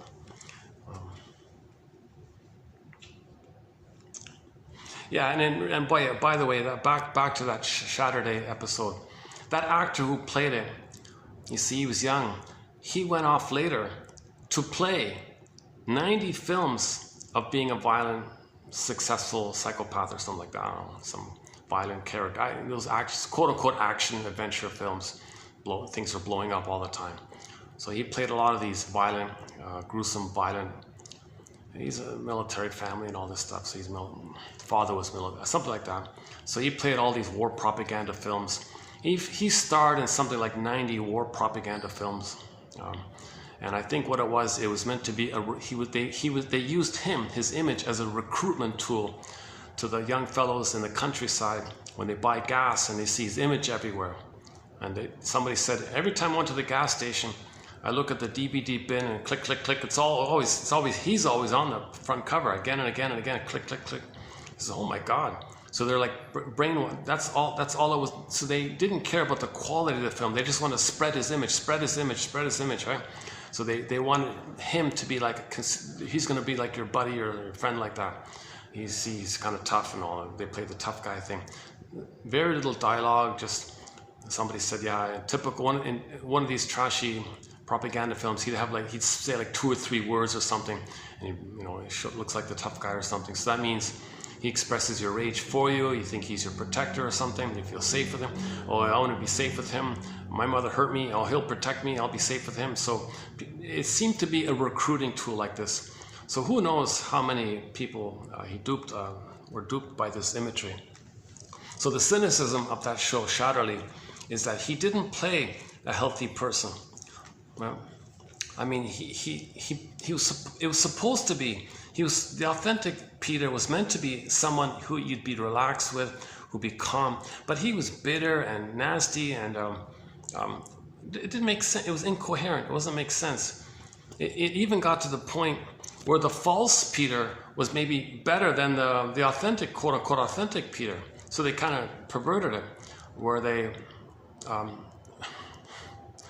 messed it up like that, right? Like no one likes the authentic Peter in that film at the end. It makes sense. You're supposed to like him. Of course, if they did a healthy, if they had an actor who was warm-hearted, if they found a warm-hearted actor, you'd like him if you played his best or something. It'd be clear, like the message would be clear like that. But no, you pick an actor who is kind of violent and had a violent history and violent background, and the cynicism was that the fake Peter was a failed psychopath, and here's going to be an authentic psychopath. Okay. Like the one about the alien. Oh, you monkeys, you're failed flying monkeys. I need more violent, stronger flying monkeys. The Twilight Zone just seemed to be like some kind of, come on, be more mean. We need meaner. Whoops. Oh, hold on a second. If somebody needs to use this, I'll oh no. Oh, it's okay. Oh, it's okay. It's okay.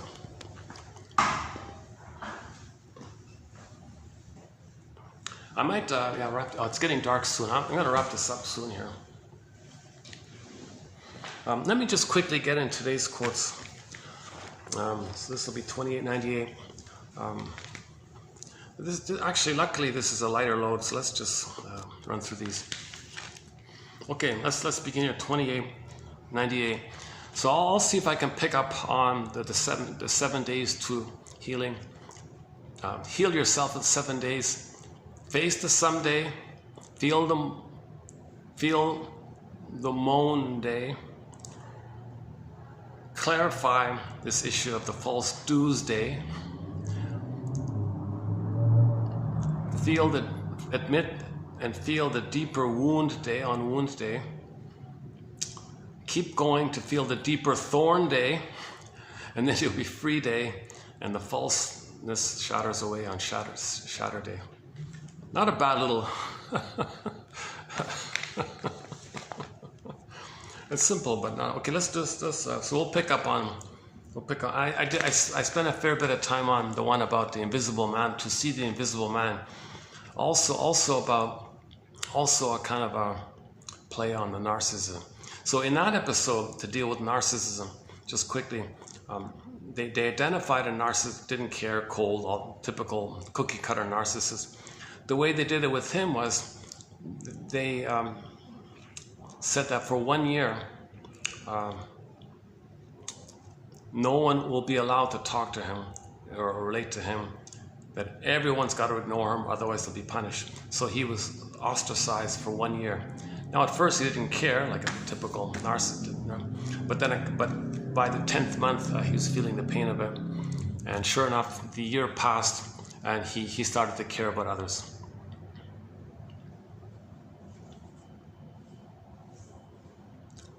So we talked about that one. Okay, 2898. Oh, okay. Also about narcissism. The first two are also about narcissism. Let me just let me just abbreviate it. This first one here. Okay, this issue of transference. When a narcissist, quote unquote, transfer, they only have the shame self and the shaming self. So when they're relating to people, they see others as one of those two. So others are the no good self of theirs. So they're going to hate them, of course, devalue them, because they're the shamer. Or at the same time, others are the shamer, and he's shamed, and that's it. So how do you help someone like that if they see everybody as either no good or shaming? There's no way they're gonna trust anyone or relate to anybody, because everybody is just a psychic fragment of them. Okay, everybody is just a part of them. So they have two parts, right? Like on that split side. So the shaming mother and the shame self. So others are just the shame self or the shaming mother. So there's no normal kind of quote unquote transference. They're only transferring themselves basically. That's what he means here. Okay, disturbances in the narcissist. Oh yeah, and Miss. Okay,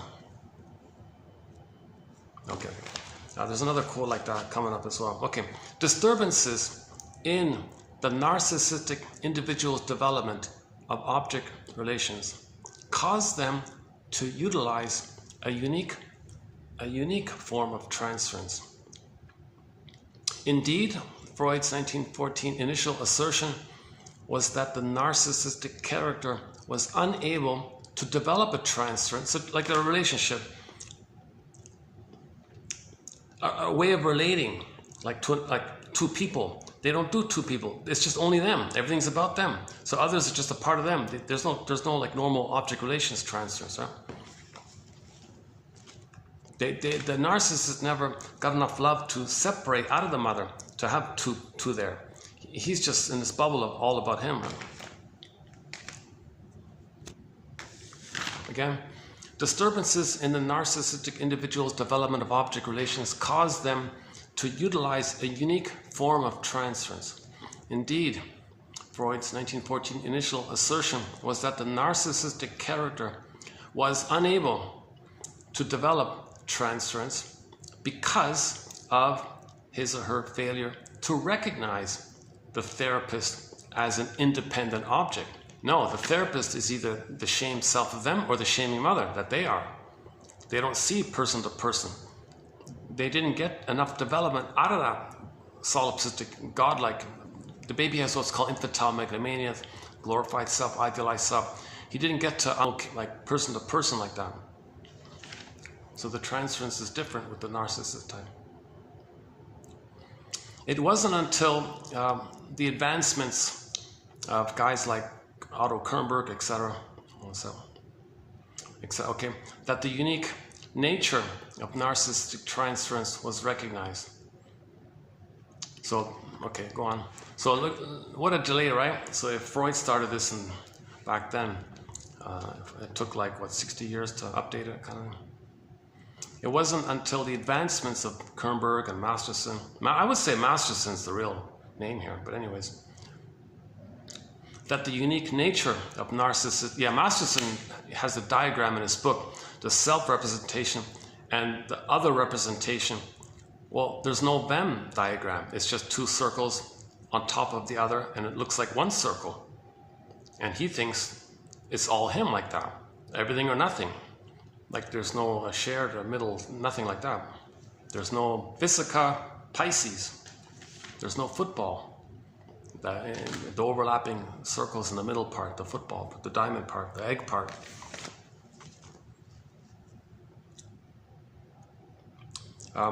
Whereas most clients will project a discrete internal object onto the therapist, the narcissistic client merely externalizes an element of their conflicted sense of themselves. Right? So in other words, narcissists never see people as people. They see them as either narcissistic supply, like a thing, like the breast, symbolic breast, that they own, basically. So others are not people in their unconscious. Or they want to hate somebody so they don't hate themselves. So narcissists often they can't sing the song, find me somebody to love, find me somebody to hate or shame. Then they don't shame or hate themselves. So they need someone outside to shame, belittle, to make them unaware that they feel ashamed inside. So it's still all about them. There's no relating, like no object relating, like two people. Most typically, the therapist or the other person is seen as a representation of the negative components of the self that the client cannot accept. Yeah, there it is there, right?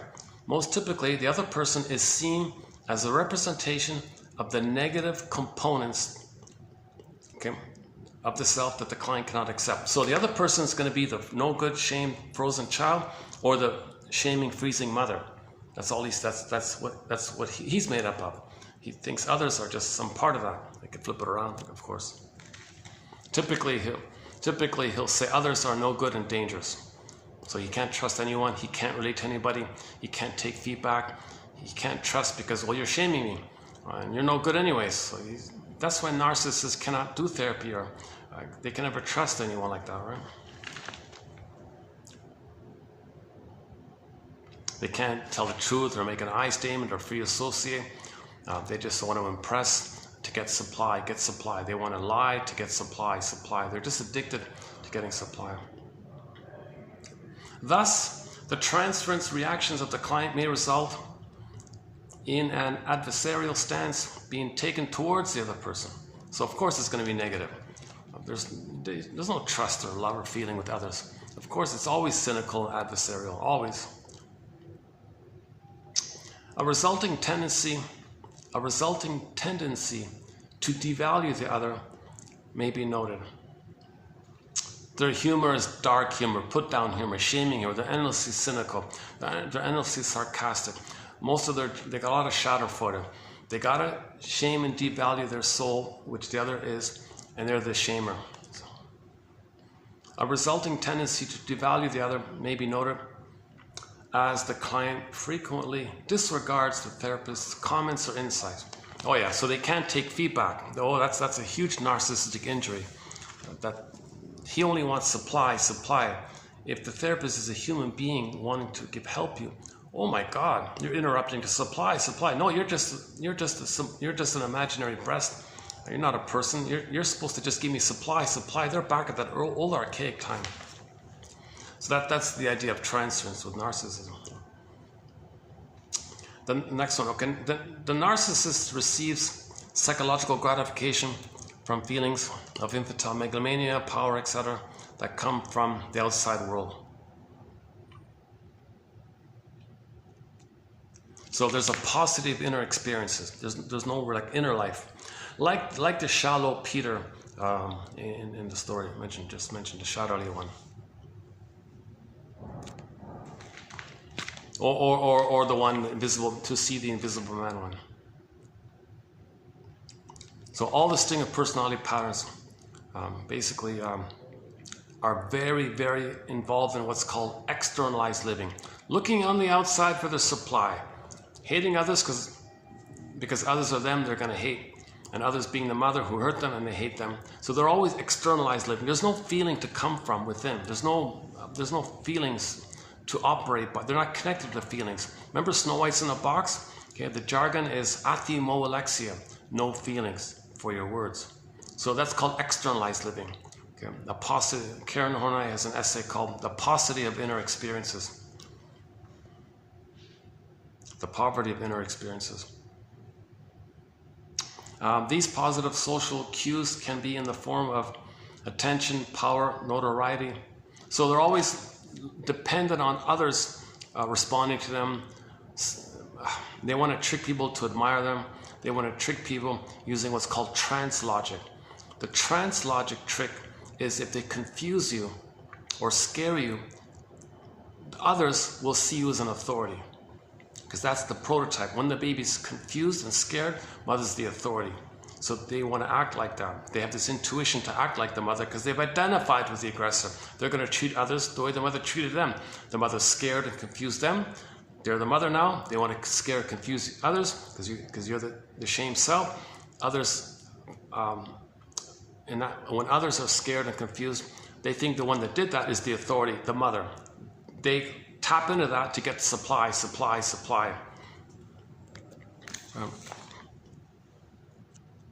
it's a kind of Stockholm syndrome, but not exactly.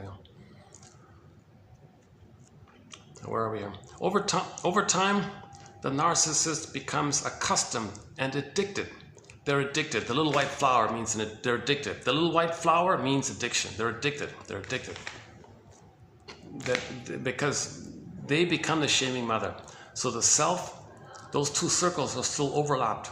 So there's a blissful feeling like heaven and ecstasy and all this stuff. They call it oceanic feeling, oceanic bliss, oceanic oneness, this blissful feeling. The baby's in a blissful feeling in the uterus, so it's all one like that. He's just a shaming mother who shamed themselves, others standing for him. But he's still embedded, but he's still in the oneness of the mother. If he is the mother, if he's the mother, shames himself, he's still in that blissful period. So embedded in the identification of the aggressor is this perverse pleasure called Schadenfreude. And he's addicted to it because that's his only connection to the mother. And there's a blissful feeling there. Now the pain of it all, part A, well, the victim, the other can express the pain, so it's externalized. That tricks that he doesn't feel it within. The rest of the pain that's within him is numbed over with the endorphins called a swoon. Miss Dickinson, right? There's a pain so utter, swallow substance up the soul, then the person goes in a swoon. Like how the gazelle who's bitten by the giraffe, bitten by the lion. If the impala or the gazelle running like that and the lion bites his foot or something, and he's bleeding, let's say, if he were to admit the pain, he'd be a goner, obviously, right? So the brain sends some endorphins to numb it. So now that it's numbed, unaware of it, he keeps on running, and it works. He escapes, and it's survival like that. So he's in a swoon. So the gazelle bleeding is in a swoon. He can keep running like that. It's a survival kind of thing. Interesting theory. So people might be in that kind of mode. So the narcissists are also considered to be in this kind of swoon or something. That doesn't mean everybody who's in a swoon is a narcissist, because you can have codependents and pleasers also in a bit of a swoon as well. Any childhood trauma can put the person in a swoon, but not all childhood trauma takes place prior to 18 months. There is childhood trauma between 18 months and 36 months. Those are the clingers and the pleasers. Clingers and pleasers can make I statements. They can free associate. they want to grow and face their issues, and they are curious to learn, and so everything's learning or judging, somebody said, right? So they are learning like that. Stingers are just judging, okay, cynical. Clingers are learning, but they may also be in a bit of a swoon as well. Where are we here? Okay, so narcissism is addicted. So they're addicted to hate and greed and envy, and these negative jokes. They're addicted to cynicism. They're addicted to infantile megalomania. Mother shaming them put them in that, kept them in the state of being the baby, thinking he's a king or a god, His Majesty the baby, they say, right? And that state is a powerful place. He's so powerful like that. So he's looking for that power. He's looking for the infantile megalomania. So other people respond to him. It means something to make him feel important. Oh yeah, back to that episode about... oh, there's another episode. Oh, I mentioned another episode. What was it called again? Oh my God. Yesterday I talked about the post-apocalyptic, another Twilight Zone episode about the guy who makes bomb, the bomb maker guy. Very psychopathic, cold, typical, oh my God. Twilight Zone, it's just a parade of these cold-hearted psycho. Anyways, when asked in that episode, why are you doing this? Power, I need power. So that's part of it. Power means you can't love, right? We're not talking about authentic power. We're not talking about personal, authentic self-power. We're not talking about the beingness power, that kind of calm power. They're looking for aggression power to maintain the trauma bond with the mother, that kind of power. Okay, that's the deal with the image they make. Okay, the deal with the devil slogan means the baby creates an image to represent how he felt by the interaction with the mother. Could be the guy with the horns, the boar queen, the cyclops. He identifies with that image. So he gets that kind of power where he's going to be the aggressor. So the deal is he won't be victimized by himself, but he is. But if he is the aggressor, he can shame proxies as a way to not feel that he's shaming himself. And there's no time there, so he lives forever like that. So he's going to repeat that traumatic cycle to stay in that refuge place. Okay, when there's trauma, the baby takes refuge in that time in the uterus where he was a king and a god on the throne. That's like the power like that. That kind of diluted need for power to maintain your identity of being a king on the throne in the uterus. That's a fake. It's a fake kind of thing. Of course, it's dangerous and all that, but. Yeah, okay, let's not do that. I did it yesterday. I forgot what it's called. What was it called again? It was about, the message was the importance for people to look inward, to look, man in the mirror, to look inward. Another point about that episode was his loyalty to the mother. He didn't want to admit his harm and his boss's harm. He didn't want to admit it. He was trying to protect them. So the peaceful people were desperate to survive because they were the last people. So they had to trick him to put evil against evil, so to speak, kind of thing. Yeah, that was yesterday's topic. Yeah, but it was interesting how adamant he was to protect his employer who blew up the, did all that, and he was a part of it. He's one of them, basically.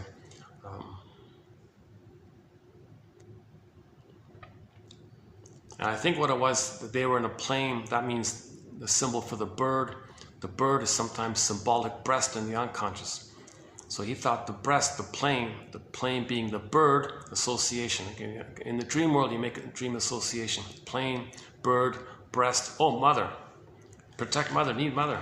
Loyal to mother, can't face the reality of what they did or what. Yeah, what's that episode called again? Oh my God. Gee, I gotta print it out, the name of those episodes. I'm sort of binge watching these episodes.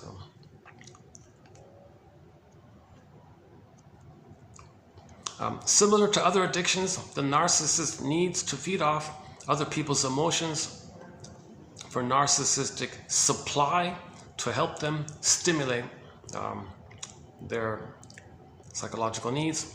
Without narcissistic supply, the narcissist will undergo withdrawal symptoms similar to any addict. So if a person is narcissistic and they don't get their supply, okay, it's similar to somebody in the rehab thing or whatever, right? They're shaking, quivering, withdrawal. It's like that. So that's why they're so aggressive to get their supply. Oh my God, I saw another episode. Yeah, what's it called again? Aqua Vita. The metaphor was the woman became addicted to this this water, this drug-like water kind of thing that gave her some benefits. But things got worse. But she wanted the benefits, and she was very desperate to get it, and she was freaking out like this. And so she finally had to. The only way for her to withdraw was the husband joined her in the mess, and that was a silly ending. But it was supposed to be a love story, but yeah, that's a strange one. Huh?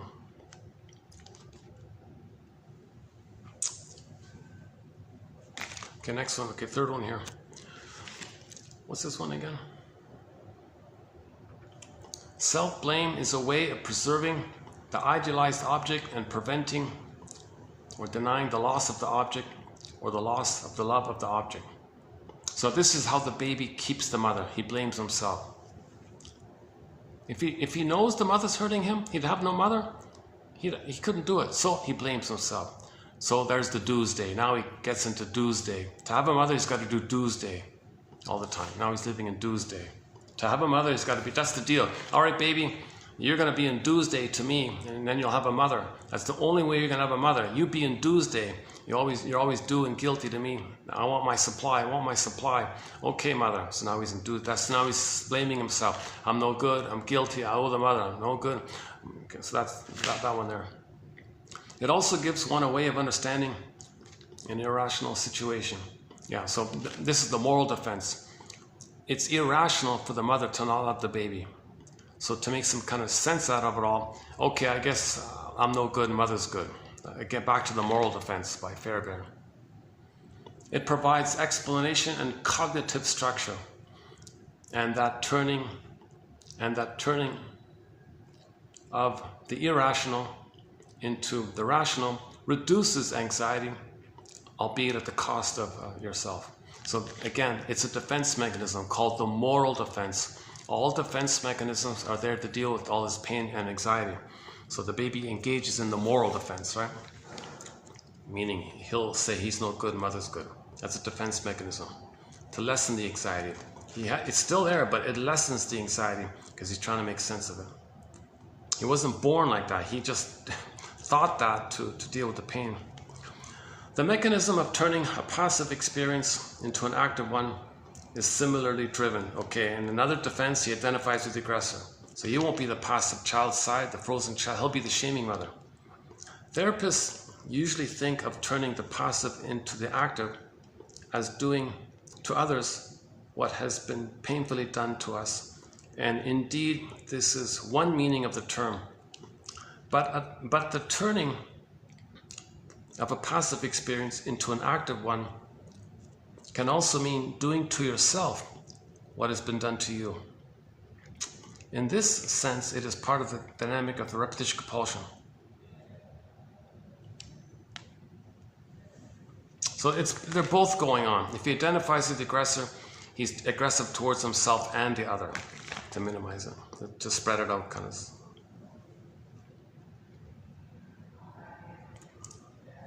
Okay, the issue once again is control and avoidance of, or better, transcendence of helplessness. Better to choose than to have done to you. Better to choose than to have done to you, even if the chosen is painful and injurious. So is that a typo here? We also repeat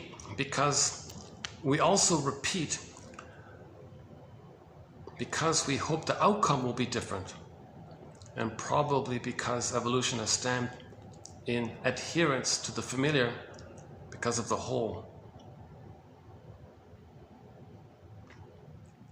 That behavior has greater survival value than seeking the novel. So familiar means home, but remember, familiar has the word liar in it.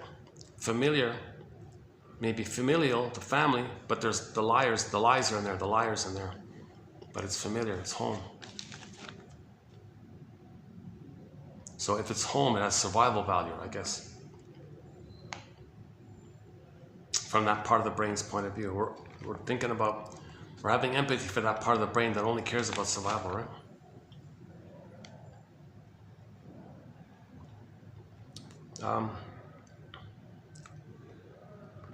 Be that as it may,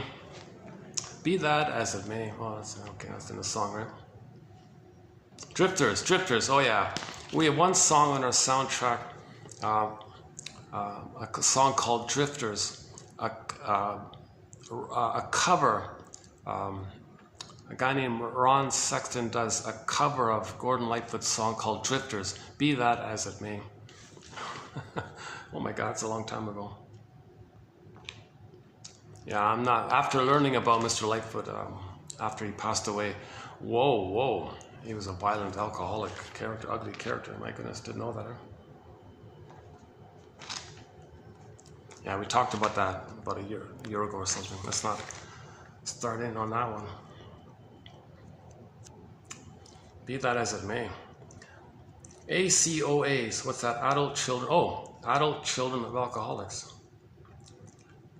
Be that as it may, adult children of narcissistic parents, adult children of dysfunctional parents, adult children of emotionally unavailable parents, adult children of dysfunctional parents, etc.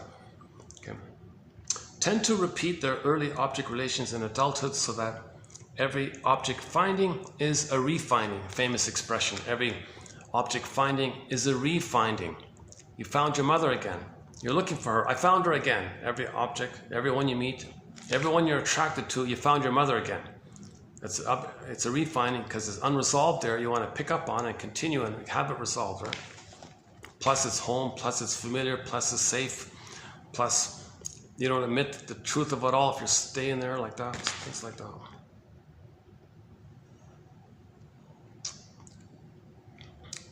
If you are repeating or seeking to repeat early experience with narcissistic parents, etc., you cannot help getting yourself into one mess after another. Get that? So back to someday. Oh, what a mess, but someday it'll be right. Someday.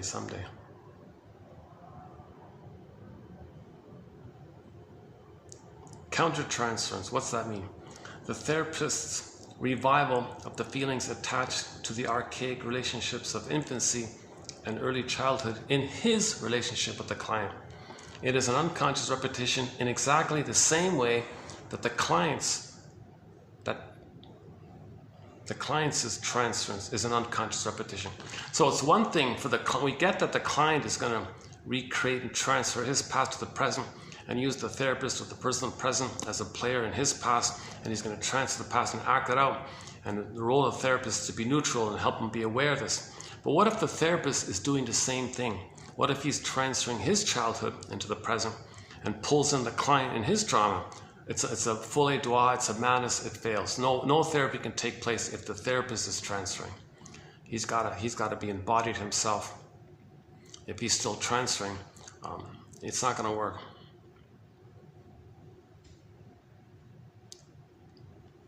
If they're both going to transfer, they both have to be conscious of it. But the therapist is not even conscious of it.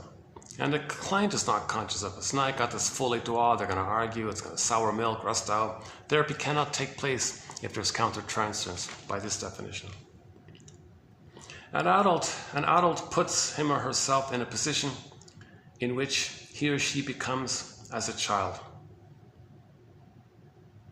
being told what he or she feels by an adult. I lessen this hurt by universalizing it. Quote, we never see ourselves clearly if we are in the picture. Okay, so if you're repeating the past to the present and you can't see it, it's kind of like if you're in the picture, you don't see yourself if you're in the picture. Okay, next one. Kohut thinks that it is extremely important to sit still for the idealizing transference and to let it unfold and develop, while Kernberg believes that idealizing transferences are setups to control and must be confronted early in treatment. Okay, so a little debate here. If the client idealizes his need for a good mother, oh, you're amazing, okay, idealizing transference. Traditionally, the shrink's meant to maybe a little bit allow it temporarily in the beginning to have some kind of thing going, some kind of startup relationship going, but it's not meant to stay like that. He's meant to tolerate it, I guess, but the therapy cannot be finished until that's analyzed, until that's resolved. So you got to interpret that. No, I'm not the good mother that was missing back then. No, you're the mother, you're the good father or mother I never had back in the past. Okay, that's an idealizing transference. So point that out so they can mourn the mother, the good mother that didn't exist if they're idealizing like that. So one guy says, leave it alone. The other guy says, no, interpret it. Last one here. In one sense, the therapist merely provides a safe place, a holding environment in which to mourn. So grief is healed when it's witnessed by a caring other. It's safe. When you feel safe, you can free associate. If you don't feel safe, you're not going to free associate. If the therapist or if your friend or whatever is going to invalidate you or shame you or gaslight you, okay, why bother? Why experience? You're not going to do it, right? So the caring witness, whoever he is, friend or whatever, is meant to validate what you're going through. Okay, you must have a very good reason for saying this. Yeah, thanks. You must have a very good reason for feeling this. He says he feels this. Yeah, I do. That's right. Thanks. What's the hardest thing about this topic? Yeah, thanks. Yeah, go on. And he says something, and what is maybe that reminds you of something as well? Yeah, it does remind me of something. And what does this suggest to you? It suggests to me. So the facilitator, it doesn't say anything that shames the person. Oh, get over it. Don't be such a wimp, and all these kind of things. The caring witness validates, accepts what you're going through. He's neutral and maybe gives a little clarifying observations, and it's always tentative. Perhaps, I'm not sure, it seems to me there's a pattern here. What do you mean? Well, you describe your complaint in life as such and such, and how in the past, maybe you learned it back in the past, and I think that's maybe why in the here and now you're doing what you're doing or something. So the typical interpretation is to make the 3 points. Pattern, regular general pattern, when it began, and then to see a live here and now example of it being enacted out, and point and make all 3 like that. Okay, you have this pattern. It began back then, and that's why you're doing what you're doing now. Okay, so for a good example of this, check out the comedy film I Love Huckabees. The name of a department store, some kind of store like that.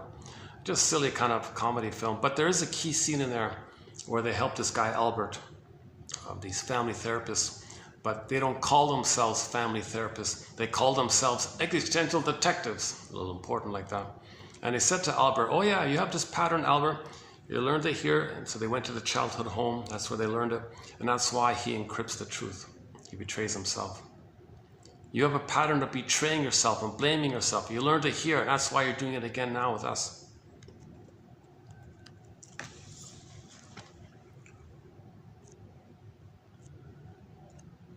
Okay, in one sense, the therapist just provides a safe place for the person to mourn. Yet in many cases, the mourning work is mediated by the transference. So when you interpret the transference, he owns the projection. That'll help the mourning. Right? For example, One woman's mourning, Sally's mourning of her mother was enabled by her separation experiences with me, in which her abandonment rage became manifest. Oh yeah, okay, so she was going to leave the therapy, the therapy was ending, so she's going to, the separation of the therapist is going to trigger up the loss of the needed good mother. So the present is going to be a catalyst for the past. So now, so this transference to the present means, oh, therapist, you're leaving me, just like my mother left me, and now you can do the mourning like that. So safe place and interpretation of transference. Each of her separations from me were losses representative of the loss of her mother and provider occasions for mourning work. This is generally true, and every separation of client and therapist is an opportunity for mourning, especially at the end of it all, at the conclusion of the therapy process. Every ending phase is a mourning phase as well, a mourning for the anticipated loss of a highly valued, perhaps even life-saving relationship, and simultaneously a mourning for all of the client's earlier losses. Each succeeding loss activates and recapitulates our earlier losses.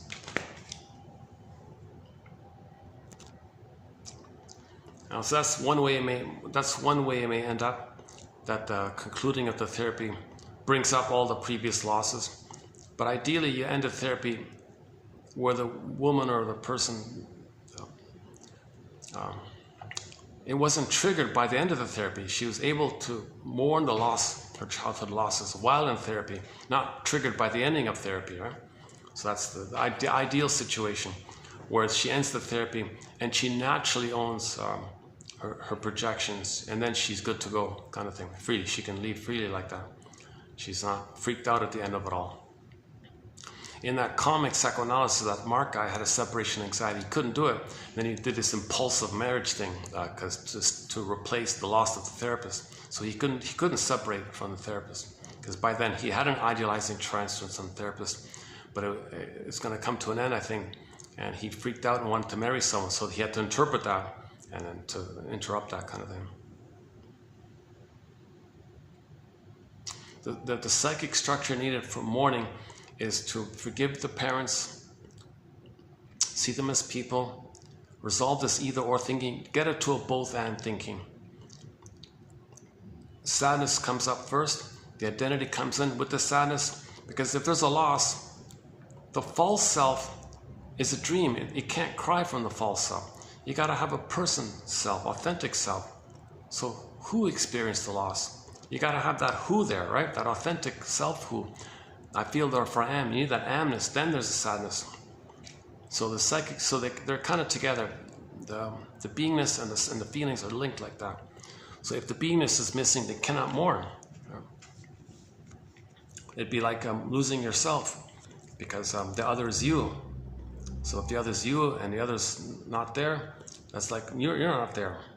Narcissist thinks the other's them, so they can't mourn. That's so. As a defense against the pain, they have to devalue immensely. Didn't need him anyways. Didn't need him. Useful and useless, and then find another one to get supply. So narcissists don't mourn, right?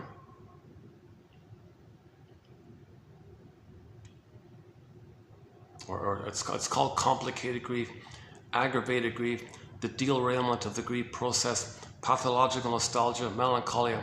Oh yeah, we did 3 videos on pathological. No, 6. What was it again? Whatever, 3 or 6 videos on pathological nostalgia about a month ago. Our linked TV show episode was The Happy Days, season 11, episode 14, entitled The Spirit is Willing. The Fonz guy bought a haunted car. That's a very good episode about where nostalgia, meaning pathological nostalgia, is a defense mechanism that you engage in to avoid the pain of the present, whatever it is, growing up, healing, making a decision, leaving something, experiencing a loss, because so that was season 11 of the show, right?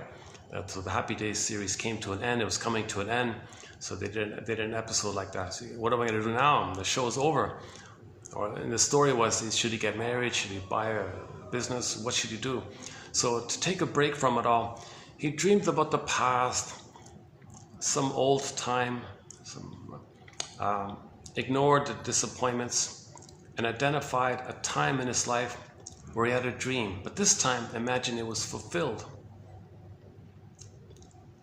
Enter the car he bought. It haunted. There was a woman's psyche in the car and entered into his mind, and they were one. Very unusual for that show, Happy Days, right? Another good one, we did 2 Happy Days episodes. That one there, The Spirit is Willing, season 11, episode 14. And Mother and Child Reunion, season 8, episode 21, where the Fonz thinks he found his long-lost mother in the cafeteria. That one there. That was also a pretty good one, yeah. I think those are the 2 most memorable episodes for me of the Happy Days. Those 2, Mother and Child Reunion and The Spirit is Willing. So far for the Twilight Zone Part 2 or second round, I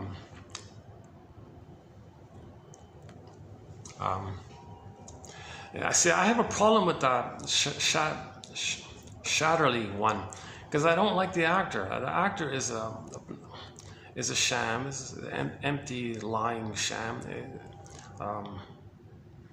He's very popular. A lot of people adore him and all this, I guess. I can see some of that kind of sort of masked confidence. There's sort of an arrogant, masked confidence. There's a hateful confidence. It's kind of blended like that. But people look for the confidence under the hate or something. They don't want to see the hate. They want to see the good or something. So he manages to elicit people's positive transferences.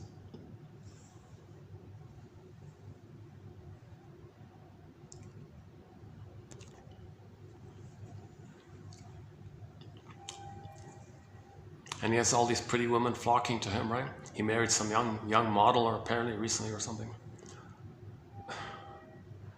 So there's like, when these playboys marry models, they think model is symbolic for mother, because if all men desire her, it's kind of like, oh, that's like the mother kind of thing. The child desires her.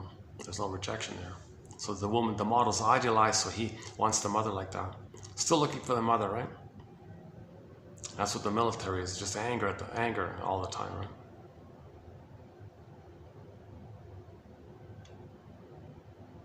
I mean, that actor was a sort of a poster boy as a recruitment tool in that area. I think, I don't know the full story. I just saw the little clip this morning. Yeah, we don't have many quotes on the plunder system, the pillage and the plunder out there. Actually, we have one. Hang on, we have one here. Should we do it? That's going to open up a whole door here. This golem has one about the pillage and the plunder. Let's see. Oh, narcissism. Actually, we've got a few more narcissistic quotes here. Okay, I think I'm going to wind it down here. Let's see, 6:30 here. Okay, I did a preview of this in the last video, but coming up, we'll be doing 2 videos. Also from a self-help book, a very popular guy, Drew Keys or something. He also, similar to Kimberly Harding, has some self-help quotes about narcissism. I ran through them yesterday, actually. Narcissistic injury and that kind of thing. So those 2 are coming up. We'll do it more in detail. And then, and very importantly, beginning 2991, we'll be doing a 12-video special run on the work of Elan Golomb. It's either Golomb or Golomb, however you pronounce Golomb. I'm pretty sure the B is silent. She's 84, I looked it up. She wrote 2 very good books. Her first book is a bit of a classic called Narcissism, Trapped in the Mirror. like Frozen, you know, the oneness like that. Give me supply, trying to get out of it. Give me more, give me love, give me love, give me out of it. Give me, the baby gets enough love, he can get out of it. That's failed, trapped. Give me symbolic love, but symbolic love isn't the needed love back then. It doesn't give me symbolic, but that's the hope like that. That's someday, come on, give me the hope, like that, right? So that's I think most people who read about narcissism are most likely going to come across her book. I noticed there are thousands of secondhand copies floating around for like $1, $2 kind of thing. It's a good book. It's considered a bit of a classic. But what I didn't know was she wrote a sequel, a very good sequel, 24 years after that, in 2015, so 9 years ago. She wrote her sequel. In her 70s, she wrote her sequel entitled Unloved Again. It sort of carries on the main thing, and we'll get into that. And I did a preview of her material in the past 2 videos, so we'll pick up on that. Those 2 books have been nominated for a Golden Windmills of the Mind Award. Just to promote her book. Nobody knows. 6 reviews. You got to be kidding. Kimberly Harding's book's excellent, barely known. Miss Golem's book, Unloved Again, excellent book, barely known. Unbelievable. So in 91, she's got some on narcissism. So we'll start off there. Yeah, we'll post some quotes from both those books. So from both of those books and a couple from her blog are coming up. So yeah, okay, so yesterday, if you want a bit of a preview, check out yesterday at the hotel place. But there was one about the pillage and the plunder. What was it again?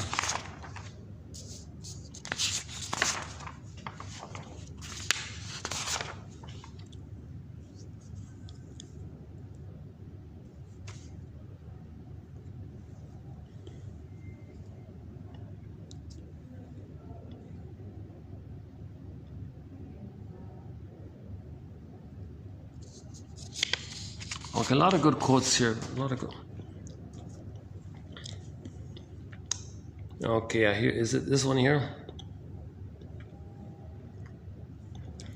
I think, is it this one? When Columbus landed in San Salvador, the Arawak Indians,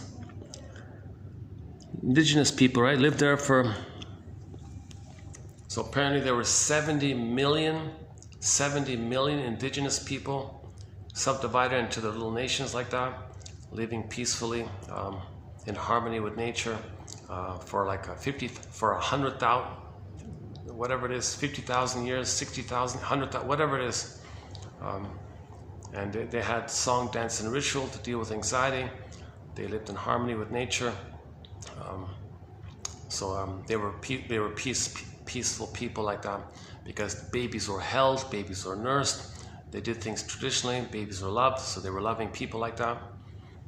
So when Columbus landed on Turtle Island, or on South Turtle Island, or wherever it was, San Salvador, the Arawak group, living in ease and splendor, greeted him as a friend. Hey, friend.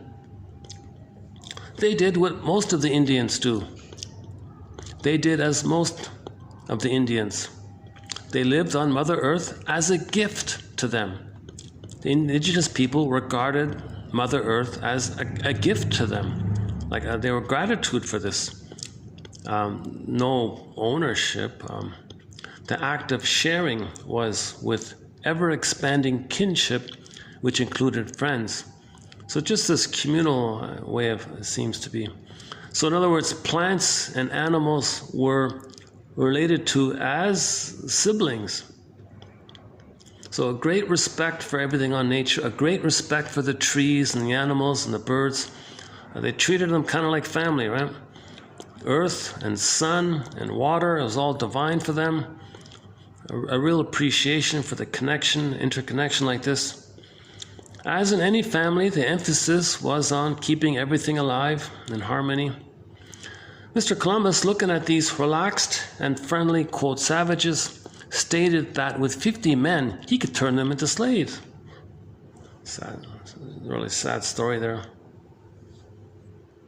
That's coming up in 2908. We don't really have many quotes in this kind of area here, but since she brought it up, we'll look at it a little bit. She's got one on the famous false flag one. This is a well-known fact that false flag operations are contrived by the presumed victim. The audience of this terrifying spectacle is told that we have been attacked and must fight back. The idea that we have been attacked gets our ire up in reaction to our sense of vulnerability. We do not ask to see the facts because our amygdala takes over. The survival brain, right? It is fear that triggers the amygdala like this. In other words, there is a child in all of us, easily made afraid. We, the adult, need to hold on to our child's hand. So part of the, okay, we got a whole thing on pillage and plunder, the transition from, oh, somebody's right there. Is that okay? One sec. Does he want to use it?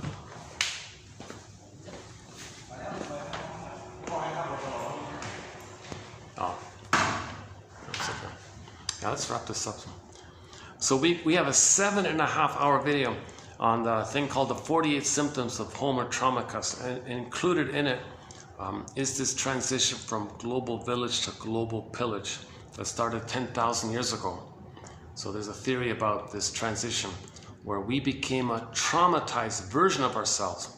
Call it Homo sapien traumacus, Homo neuroticus, Homo dysfunctionalicus, Homo secret-psychotic. One guy calls it Homo economicus, meaning Homo short-sellicus.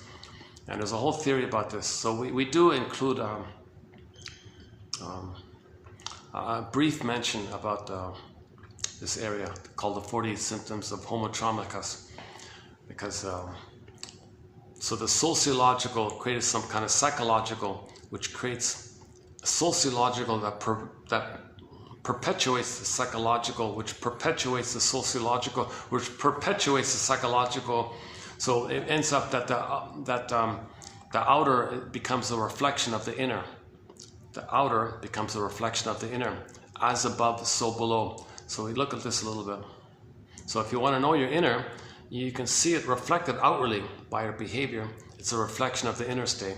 So if there's pollution out there, well, we felt polluted inside, right? If the mother plundered and pillaged our soul like that, took our home like that, well, we may become pillagers like that in the repetition compulsion. Whether felt entitled, well, fiduciary responsibility, my right, entitlement. So there's entitlement, narcissistic entitlement, and this taps into repetition compulsion. So the way the mother treats us becomes a prototype for life. If she plunders our soul, gives us poverty. Now, when we say the mother, we don't mean like the actual mother. Okay, 10,000 years ago, they ripped the baby away from the mother so the baby will have a frightening image, and then he thinks he's got to. That image links him to his mother, so he's got to be like this frightening image, the deal with the devil image, right? This idea of the deal with it means the baby's meant to be loved so we can live, L-I-V-E, right? But the mother robs him of that, so he becomes the robber. Then deprives other people's ability to live. They say he reverses the EVIL. That's all it means. So,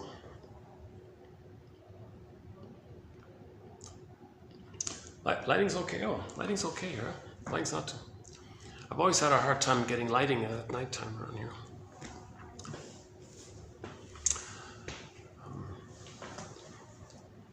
So someone called the mother the robber baron. So they might become robber barons. And the rationalization is, well, I'm entitled. My mother was entitled, I'm entitled. It's moral to have a mother. I'm the mother. So to have a mother, I gotta do what she does. What did she do? She plundered me, plundered my soul, gave me poverty. Well, I gotta give you a poverty to represent my inner poverty. Okay, mother gave me guilt. Well, I give you debt because I have guilt. remember the same word like this, and so on and so forth. We got 48 symptoms like this. It took me 7.5 hours to run through it. About a year ago we did it, 27, 25. Eventually I'll update it. So this one here is just one little add-on about it. So what is the inner of the false flag phenomena, right? Well, the mother believes that the baby attacked her. That's a false flag. The baby didn't, but she believed it. Or she'll coax the baby to reject her. Aha! So she did it. That's the prototype to identify with the aggressor.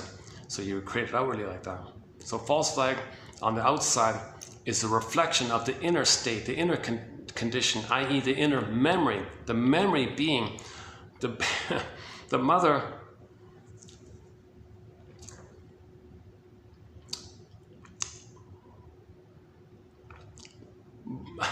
transferred her freezing mother onto the baby, waits for the baby to do something wrong, like have a need or something. Aha, you hurt me.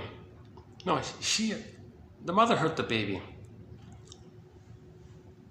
to make it look like the baby hurt her. Then she retaliates against the baby. I control the baby because she feels like a hungry wolf, a hungry jackal, whatever it is.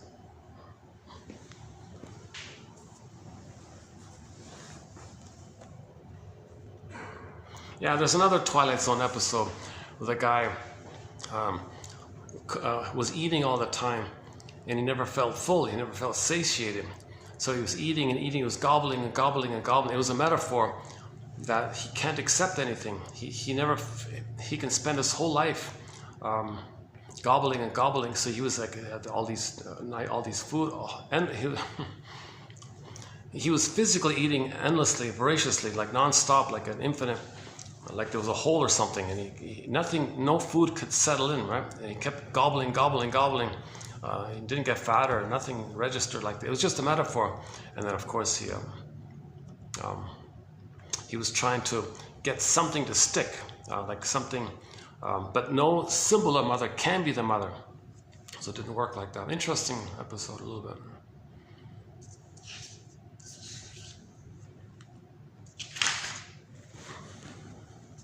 Okay, but that's a bit of an exception here. We're going to mostly focus on Miss Golem's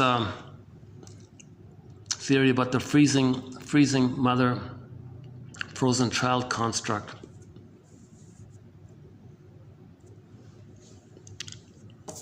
Actually, these ones were good. 2910, these were pretty good. 2910.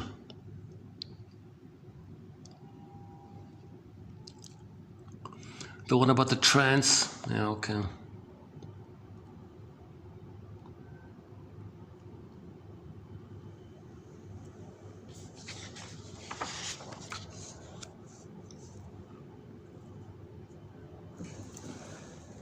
Oh, the first love one, okay. Okay, this is sort of a good summary of it all.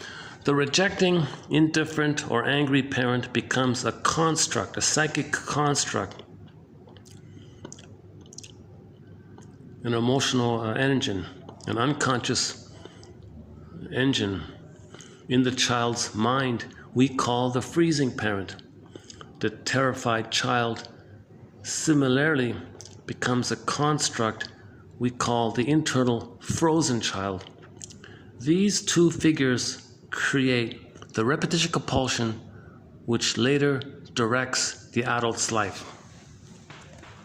So anytime someone is sarcastic or rude or negative or hoovering or tricky or deceiving or any kind of aggressive kind of, that's the freezing parent.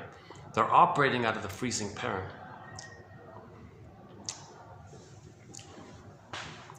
Anytime a person is too guilty and compliant, submissive, they're operating out of the frozen child.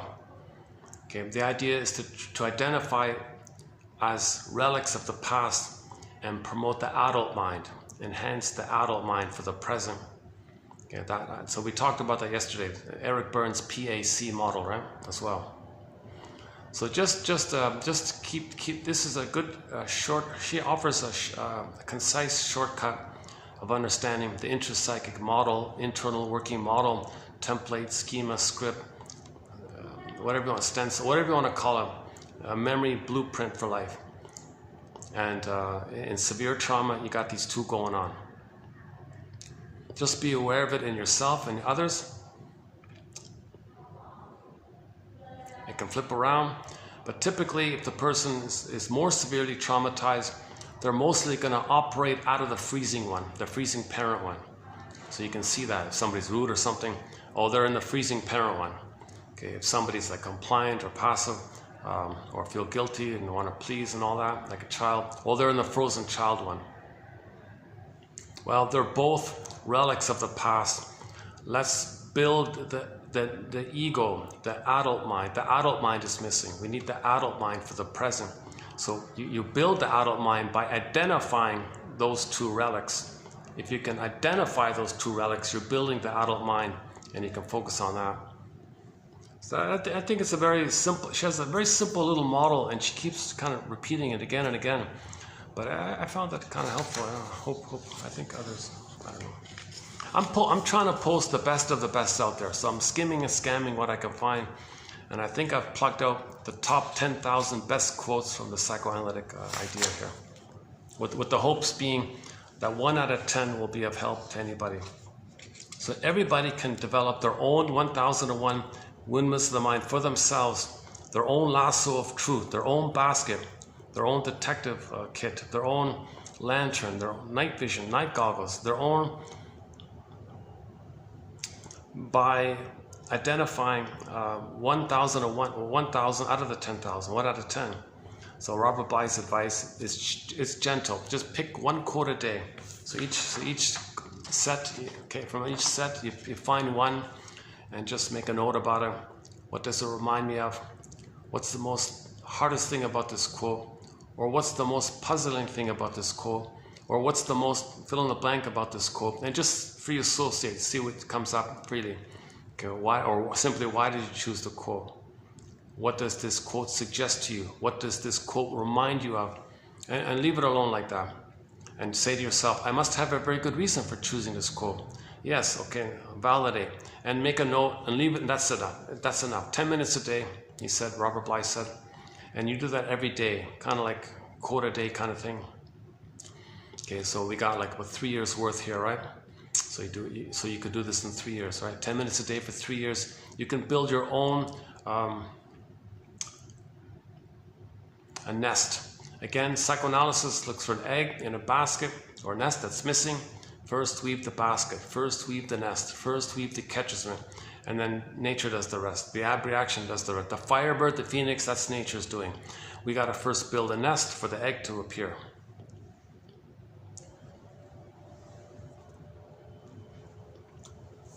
So my disclaimer, finally, once again, I'm not a shrink, I'm not a cultural anthropologist, I'm not a chemist, biologist, doula, nutritionist, gynecologist, no masters.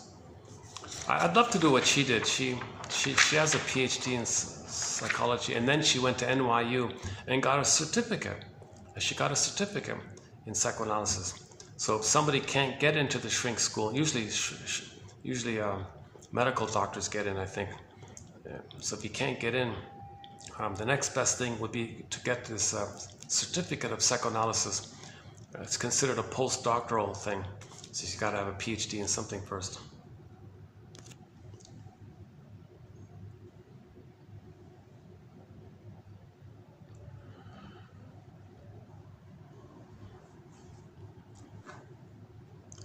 Any final thoughts here?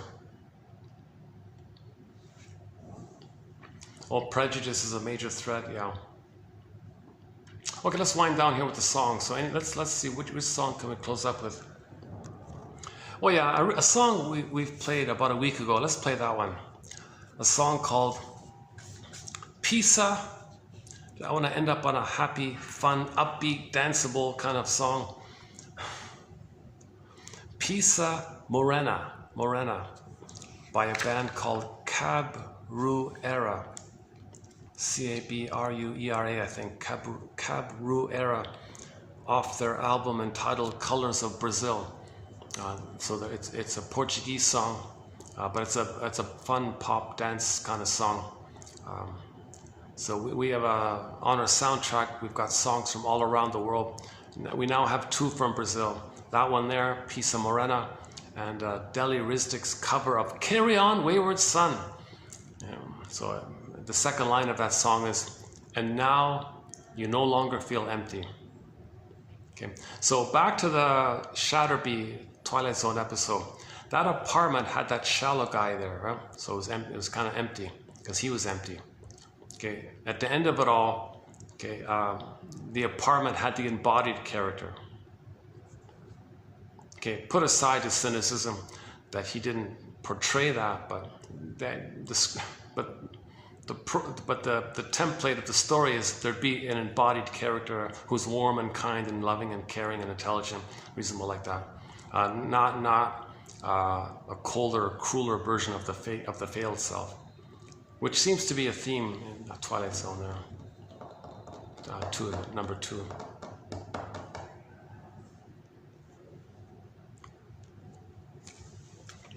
I wish I could. It's funny, I just realized I could have brought the laptop and played some music here. These guys have been pretty good to me. Letting me use this spot here. As long as there's no meeting or anyone. I'm a guest of the hotel. I mean, I hang out at the restaurant there, but if there's no one there, I do it in the restaurant part. But if it's filled with people, they let me kind of come over here.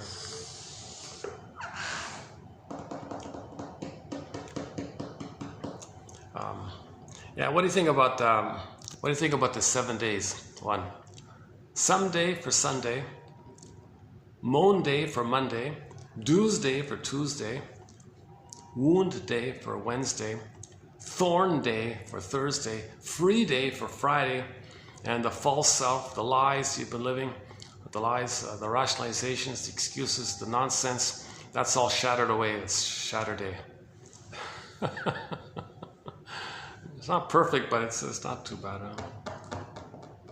It's a good way to have, and apparently the story is subdivided into those days, right? Like 7 chapters. Each chapter is named after one of those days, like that. And the episode, the Twilight Zone episode, partially followed that to a degree.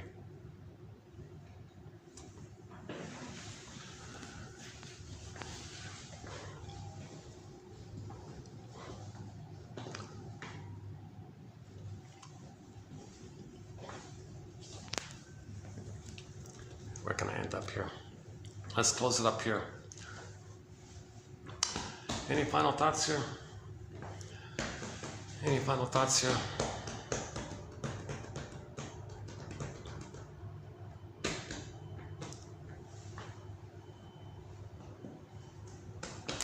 Yeah, okay. We'll continue in the next video. The next 2 videos, once again, also on narcissism, by a guy named Drew Keyes. Don't know much about him. Not a shrink, but I think he's got a PhD in psychology, I don't know. But that Drew Keyes guy, his book has thousands of reviews, a best-selling book. And Miss Harding's book, she's barely anything, right? And her book is 10 times better, easily,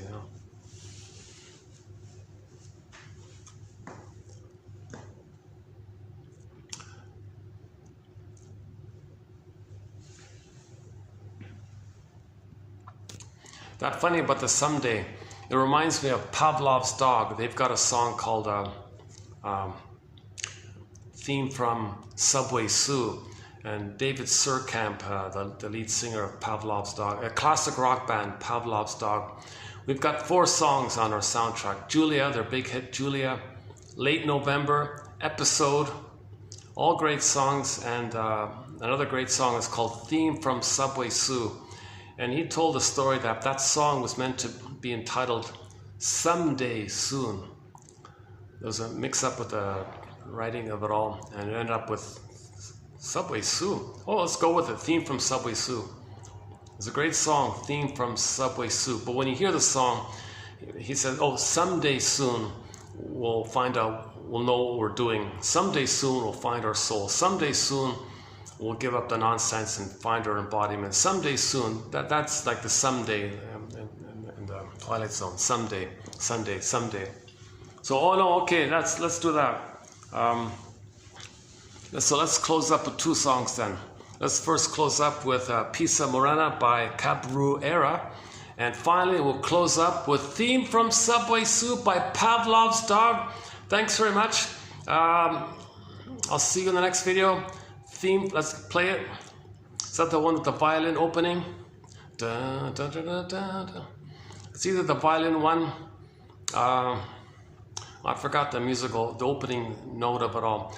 Those are great songs. Check out Pavlov's Dog. Again, Theme from Subway Sue, Late November, Episode and Julia. They're all off their first album, their best album. Really they're sort of a one album wonder kind of band. The rest of the stuff didn't kind of work. But 4 great songs. Ironically, their most popular song is one called Song Dance, which is also good. That's the one where he does the super high note. He sings one of the highest notes in classic rock, the high C. I can't believe he can reach that high a note. Even Steve Perry or Rick Emmett couldn't do it. I think he's Brad Delp or whatever. I don't think those guys could reach that kind of note. Or the guy from the Scorpions or something. He's still around, yeah. Yeah, they're still around, yeah. He sings the highest note in classic rock on that Song Dance album. A good song, Song Dance. It's you can see some live clips on it. He plays with his family now. He's still around. He plays with his family. His wife's on there with the tangerine. His daughter does the violin one. Oh, the poor daughter. When she plays the violin, she kind of does the scratchy thing. A little annoying.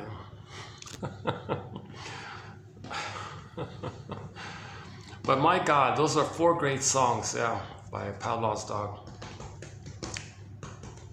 So we'll close up with those 2 songs, and we'll continue our discussion.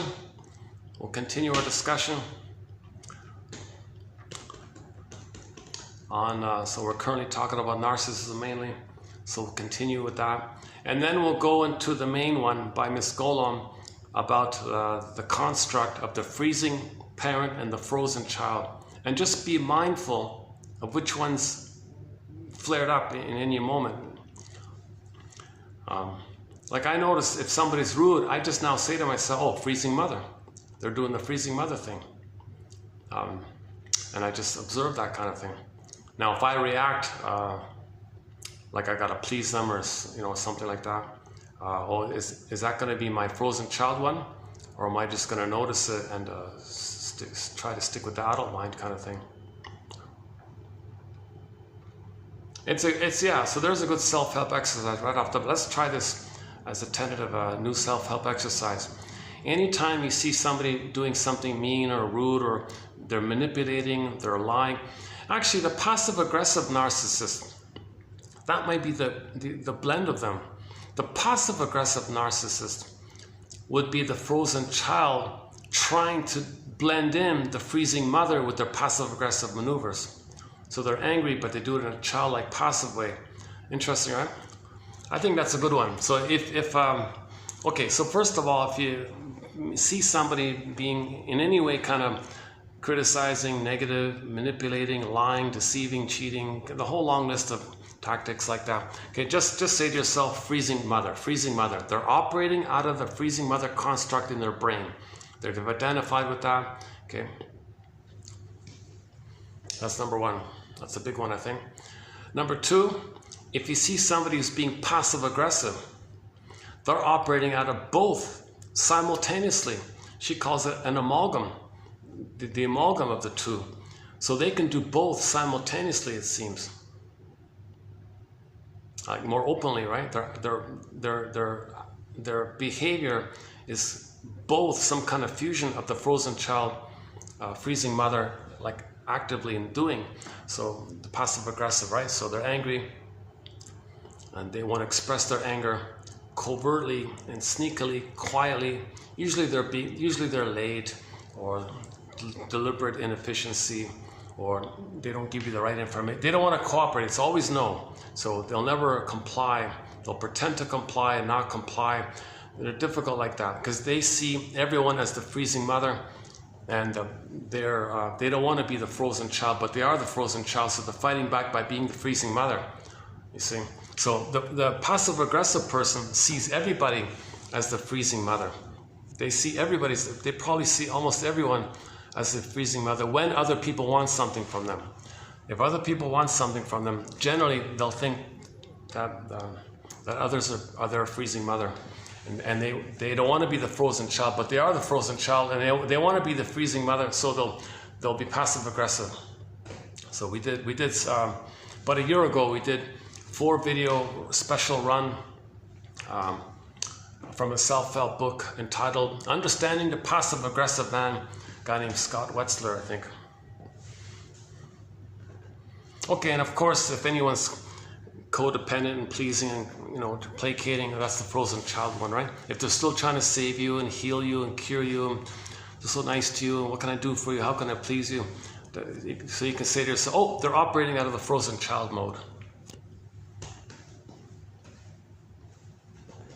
And somebody operating out of the frozen child mode, it seems to it may often elicit other people to operate from their freezing mother mode. Okay, because then they don't want to feel their frozen child side. The other person can play their frozen side. So just be aware of these 2 constructs, psychic constructs, frozen child construct, freezing mother or parent construct, and just see if you can name it, notice it, like just at a distance, identify which is it. Like I had this thought come walking over here today. One guy was doing that. Was kind of a little aggressive, and I thought, oh, okay, what's that? Well, I had that thought, and I applied her book.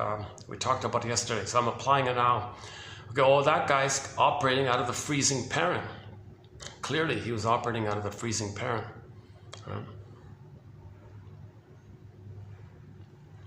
That's archaic. He's operating out of memories from the nursery. He's stuck in the nursery like that, right? If someone's going to be aggressive at you in some way, that's the freezing mother mode. So a lot of people are operating from these 2 constructs, right? The idea is to notice it and build the adult mind. Build the adult mind by being in the present. Regard the freezing parent and the frozen child as relics from ancient history time, and just keep building bit by bit the adult mind, right? So when you build the adult mind, you just since it's not there really, you just trial and error. What might you be interested in? Try it, didn't like it, okay, try something else, didn't like it, okay, maybe I like that, just like that. Rather than just doing either the freezing parent or the frozen child one. Is this my first time here at night? No, my second time here at night. Yeah, I think it's my second time here at night. It's not too busy today. Yeah, good. This place is usually packed. This is a nice, really nice, really spiffy kind of a 5-star boutique hotel. It's a smaller one, sort of off the beaten path kind of thing. But it's packed with groups and things, and it's a nice little place,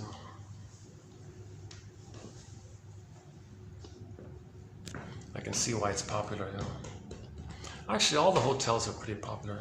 All the hotels are busy.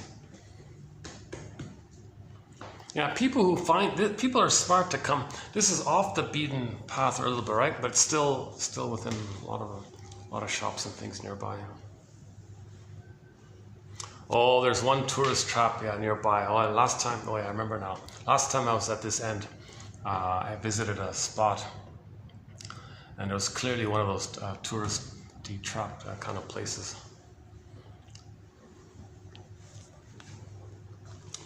Okay. So the touristy what's that? So if somebody's overcharging you, well, that's the freezing parent, right? That's going to be the freezing parent. Because the mother felt entitled. She felt entitled to freeze the child. The child belongs to her. It's her possession. It's her right, her mother's rights, entitlement. She thinks like that. So the quote-unquote scammer types, that's the freezing type. Well, mother scammed me, I'm the scammer. I'm not going to be scammed, I'll be the scammer, right? Basically. So I think there's a wide application of it, right? Just an experiment. We're just a trial and error. No set answer here. No set answer here.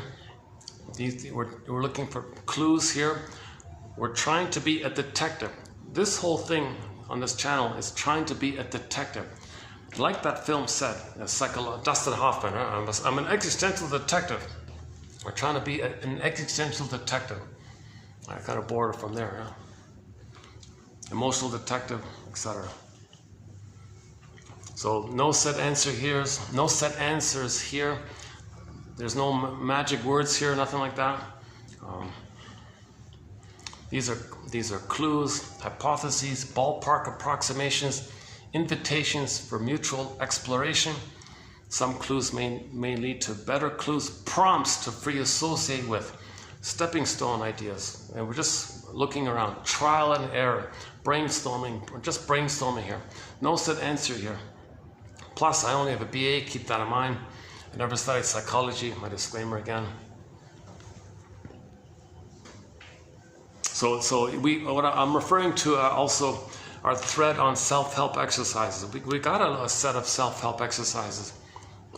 It represents, maybe, I don't know, 5% of the collection or something like that. So I'm thinking now, just today, thinking maybe that might be a new one. That when you see somebody being rude to you, just knee-jerk reaction, just say to yourself, aha, freezing parent, mantra, make it a mantra, freezing parent. They're operating out of the freezing parent construct in their limbic system, their energy's in there, that's their connection to the mother, that's their loyalty to the mother, that's having a mother, and they're stuck there, they're frozen there, frozen, freezing parent, and they're frozen. Of course they're frozen underneath as well, but they're not going to operate as a frozen child, but they're frozen there. And from the frozen child is the freezing parent, but they're going to play the freezing parent. But they're frozen there nevertheless at the same time. So if somebody's rude, just say, okay, that's freezing parent. They didn't leave the mother. They never left mother's house, psychic house. They're still living in mother's psychic house. They haven't left. They haven't left mother's house in the mind. And they are her instead.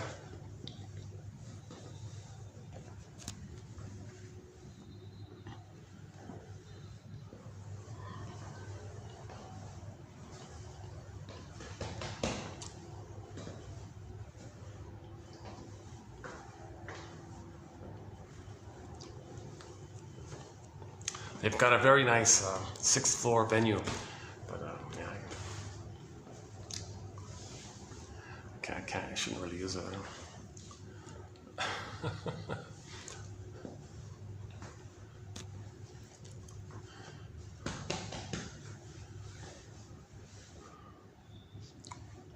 And it's sort of like a private events kind of thing. But it's nice. It's really nice up there. If you, yeah. Okay, never mind. Okay, why am I telling you this? Okay. Any final thoughts here? How are we doing here? Let's check the battery. The battery's holding up. Battery's holding up.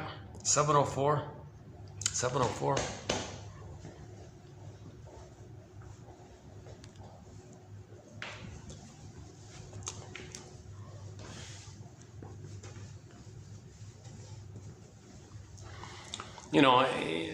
I'm just thinking, if you meet someone who's a little rude and you think to yourself, oh, they're operating from the freezing parent construct in their brain.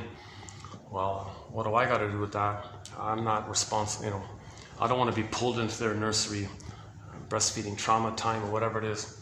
So then you don't give them the supply that they're looking for. You don't agree to play their shame self or their frozen self, because they're repeating. Remember, these constructs lead to repetition compulsion, they're just repeating all the time. And you don't want to be pulled into their drama like that, right? Well, they expect you to, because you're a part of them in their mind. You're their frozen child in their mind. So that'll be a narcissistic injury if they don't have somebody to hate or to shame. It's a narcissistic injury, right? Because because then they got to feel that they were shamed by their mother. No, they're going to play the shaming mother. They don't want to feel how they were shamed by their mother. So to distract themselves from that, to not be aware that, they play the shaming mother side. So if somebody's playing the shaming mother side and you don't agree to step in to their shamed self side, they're going to be more aggressive, because that's a narcissistic injury, which leads to narcissistic rage. Because remember, narcissists don't transfer properly. They only transfer their shame self or their freezing parent. They transfer parts of themselves, not some construct of a person, like someone else being a person. They didn't get that kind of place yet. That's the first quote today. So that's a good quote, I thought, yeah. The first one in today's batch about narcissistic transference. But as the adult, you say to yourself, well, I'm not helping him by agreeing to play his shame self. He's only singing the song. Find me somebody to hate so I don't hate myself. And don't try to, and if you think you can try to help them, forget it, she said. Coming up in those quotes, you'll see it in there. Forget it. Look how hard it is to change something for yourself that you're aware of. And you want to change something in someone else that they're not aware of? I mean, come on. That should be pretty clear.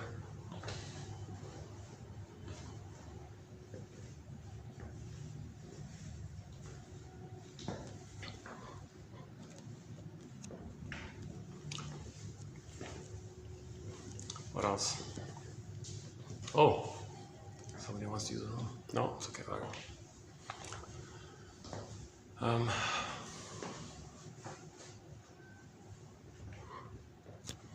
want to walk this way. Hey, why don't we just walk in a circle? Why am I walking in a line?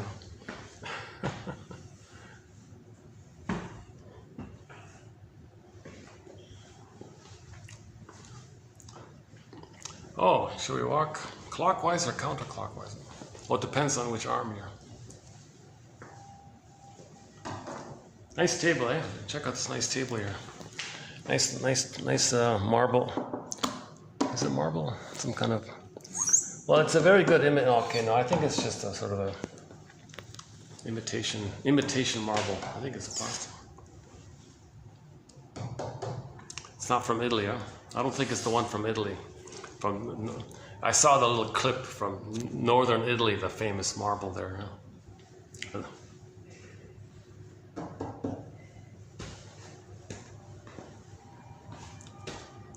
Do we have any Italian? Oh my God, I don't think we have any Italian songs on our soundtrack. I can't believe it. Oh my God. Yeah, okay, let me look into it. Let's see if we can find an Italian song. Zaz mainly is our French side. We have one song by the singer Zaz. E boule et pareni. We played a live one in also I think it was in Brazil or Argentina, one of those two places. She does a very good live version of E boule pareni. E boule pareni. Jeez, what a singer! Yeah, she's great voice. Oh my goodness, Zaz.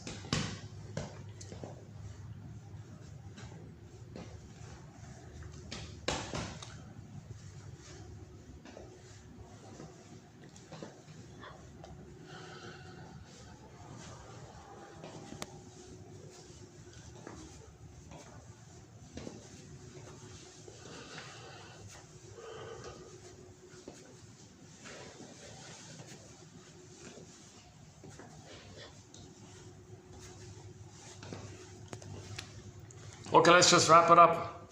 So let's play those two songs, Pisa Morena by Cabruera and Theme from Subway Soup by Pavlov's Dog. Thanks very much. You have your mission, I think, which is to, in this, click the more link, you'll see the quotes there, and pluck out one that you like. If you don't find any, that's fine. Maybe next time you'll find two or whatever. Generally, hopefully there's one of interest.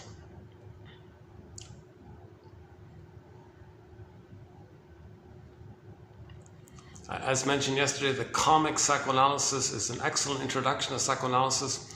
The comic, 1955 comic, which got reissued and printed again and digitized 4 years ago by Dark Horse Publishing.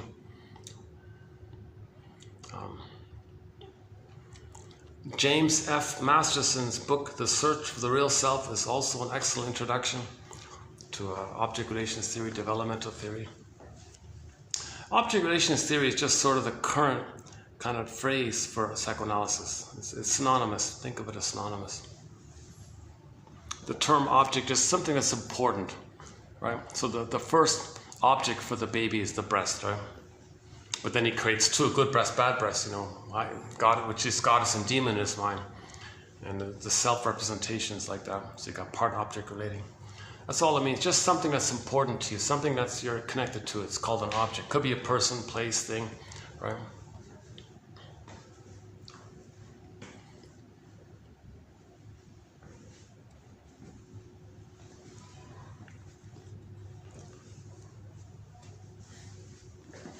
Object relations theory. Object relations theory is the study of the internalization, incorporation, identification, making the constructs within by the interpersonal with the mother. Baby, mother, interpersonal, two people. Baby creates a map within, kaplunk, right? Set in, stenciled in, like stenciled in. So we study this thing. And then this stenciled in thing is the prototype of how he sees the world, because the mother was the world for the baby. That's how he sees the world. He's still stuck there with this template. So the present is just he selective omission, distortion, makes it up to fit. He wrenches the present to fit the perception of the past. We see today through the lens of yesterday, she said. So then study all this. Then it becomes inside out, as above, so below, kind of thing, a little bit like that. There are three ways to use this inside out phrase.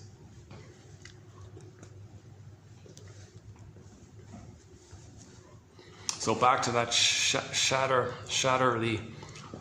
story in Twilight Zone.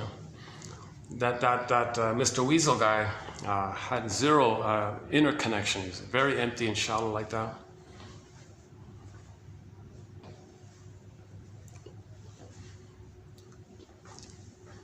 So whatever healing process the person took, that those two characters represent in the mind of a person,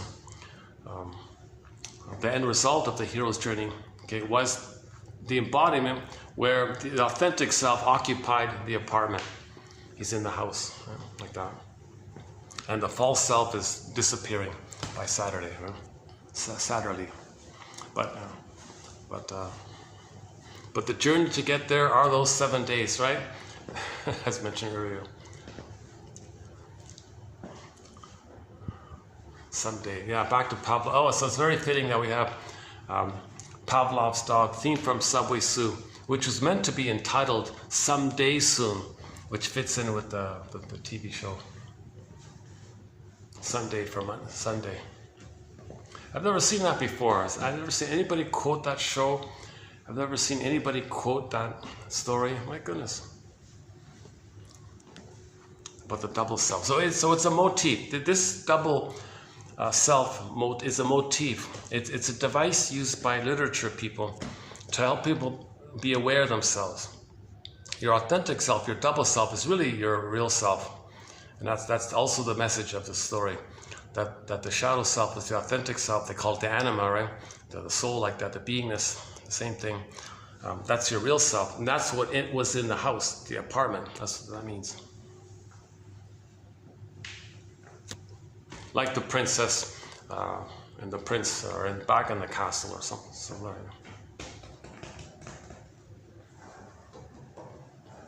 So the house isn't empty, right? The house, the body should be occupied by the authentic self. Yeah, so right? So the body should be occupied by the authentic self. That's what that means. But the authentic self is missing, you want to get it back. Now while it's missing, you're operating on this false stuff thing, this selfish false stuff.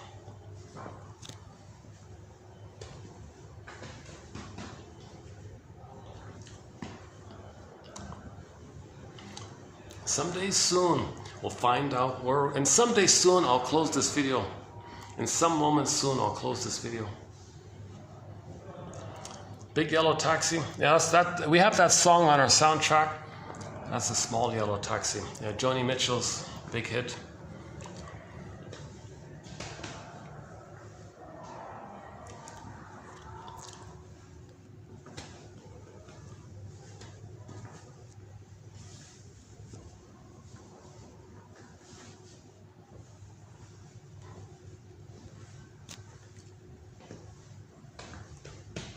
I think we only have that one song of hers, is that right? Yeah, my goodness. Yeah, just one of her songs. Is that right? Yeah, I think just one. Yeah, I think that's the only one. Yeah, my goodness. We got two by Buffy St. Marie, Star Walker, and the Universal one.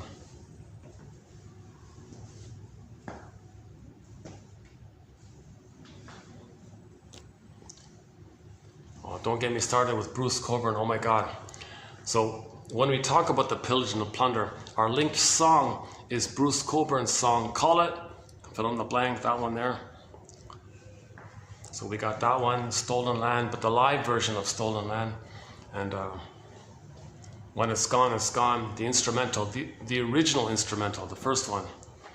And the fourth one is just a fun song called The Coldest Night of the Year. So we got four by Mr. Cockburn there.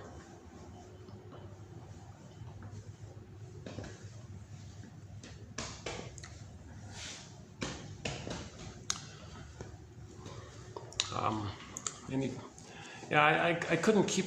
I feel like I got into I couldn't keep the video upbeat and friendly in this video. I noticed it was okay for the most part, and towards the end, I feel like I dipped a little bit in the mood, and I want to see if I can end up on a happier mood, upbeat mood. So I wish I could play that song too.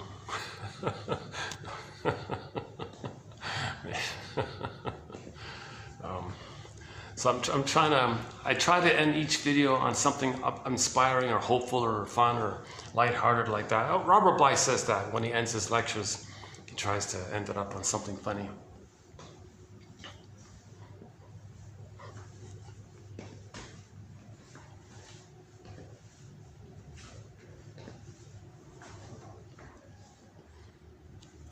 Yeah, he said, like teenager people need to be careful who they imprint on. He gave the example that the goose imprinted on a turtle or something, and spent his life following the turtle his whole life. Well, keep that in mind. So be careful who you associate with it in the high school years, like who your close friends are in the high school years, because that could be a kind of a freezing moment or something. I don't really cover. We only have one Robert Bly poem in our collection. I remember, but we've got a lot of quotes from Robert Bly in terms of psychology and myths and fairy tales.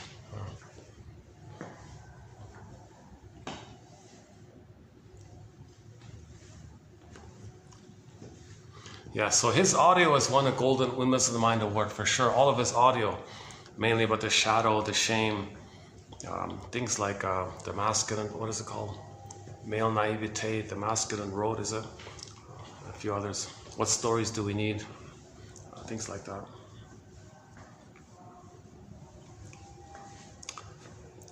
And someday, and some moment, any moment soon, I'll close this video here. Where's that fun little ending here?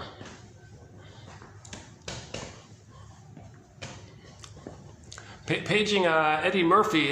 Any new jokes do you have, Eddie? Or pay.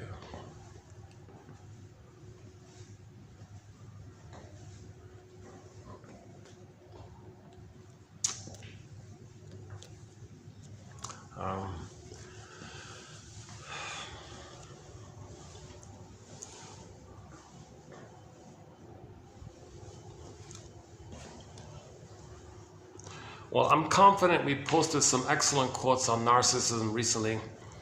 Check those out. And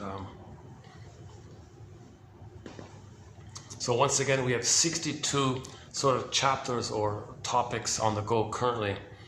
One being narcissism, another being the TV show and film quotes. Like mentioned today, that uncertain feeling, plus a bunch of others, Spellbound and Lady in the Dark. Yeah, that one there, Lady in the Dark, you know, played by Ginger, the famous Ginger Rogers. She had a line in there with the shrink. Oh my God, Shrinker Man, I can't believe it. Here I am thinking I'm a mature, grown adult, but all the time I've been dominated by my frozen child and freezing child, that my behavior is coming from these old archaic constructs. She didn't say it like that. Her line is, Shrinker Man, I can't believe it, that an adult can be dominated by the dictates of old childhood infantile wishes. I can't believe this. I can't believe this. That's the only shrink scene we have from that film. It's too bad because apparently that Lady in the Dark film was based on a play, a Broadway play called Lady in the Dark, which was an analytic play. One of the rare analytic gems, long lineups. It was widely popular, and when I thought, oh my God, where's the? I looked and dug around. Where is this? Where is the printing of it? Like, where's the transcript of it? I couldn't. Nothing. I couldn't find it. And when they made a film based on it, 99% of it is just wiped out. The psychology of it all's wiped out. It's just they only have that one comment by her. And the famous, they did a dream sequence in there, dream interpretation. That was about it. What a pity, eh? So one guy said that psychoanalysis is always being discouraged because in the pillage and plunder, you want people to be unaware of themselves. Because if people are unaware of themselves, they'll be unaware of others. As above, so below. So if people are ignorant of themselves, they'll be ignorant of others. And then that's part of the mechanism of the machinations of the pillage and the plunder. Because of that's the cynicism of it all, right? People feel like their mother robbed them of their feelings, then they'll rob others of their feelings. I mean, so that's funny about Miss Golem's excellent book. She had to self-publish it. Now, my first theory was, you know, why it was self-published when she already had a best-selling book already. And so then I thought, wait a minute. No, I think the way she wrote it, she wanted to maintain her personal way of writing it. And sometimes it is a little jarring a little bit, but she wanted to be a little poetic or analytic in her writing. I think that's what's going on. So she didn't care about the tenses fully, and she didn't care about like first person, second person. She kind of flipped around a little bit like that. I think she was trying to, you know, be like Hans Lowell a little bit, to try to make reading her book an experience for yourself. And I think it is true. If you read her book, there is a little bit of that quality to her. And I think I have a hard time imagining any publisher accepting it as is. They would say, no, change this, change this, change. No, she wanted to keep it the way it is. So she self-published it. It's very good. It's from a company called iUniverse, like just the letter I and then universe, written as one word, .com, I guess. Oh, do you want to use? Do you want to use? Do you need to use the room? No, that's okay. Oh, okay.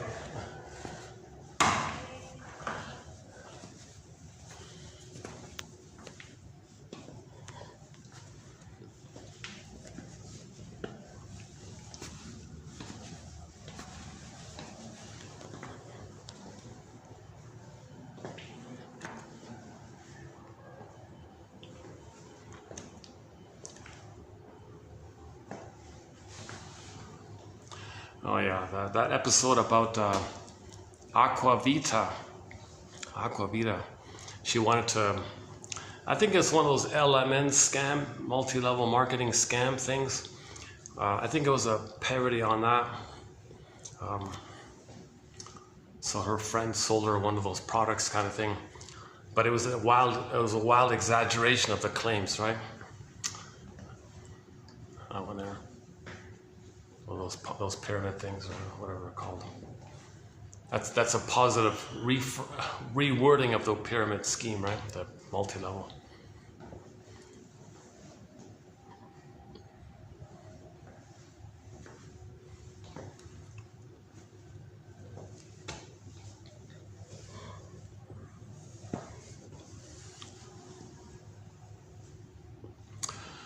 Geez, yeah. I'm still hoping for that a new little shift in tone here. I want to bring up a tone in me that's on the lighter end, on the happier end. I'm still waiting for that little, but I'm a little distracted by some of the things around me here. I keep seeing things are getting busier here. Where's that upbeat tone? Where's the happy child? Let me get out of my current trance here.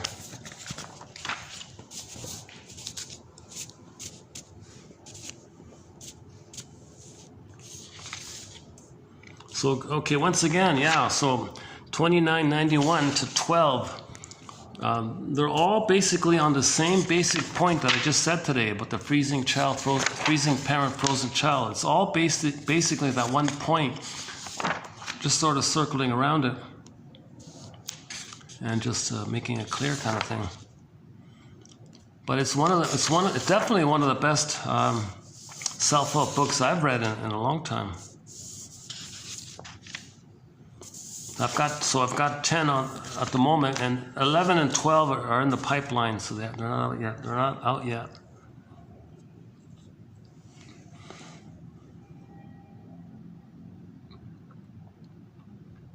Yeah, here's a key one from 2110. Take yourself out of the guilty box. Yeah, okay.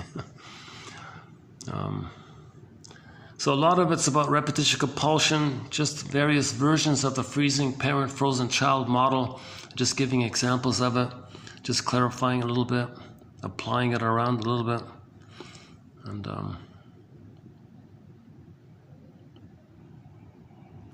oh yeah, and see, with identification with the aggressor, you become the mouthpiece of your internal freezing parent.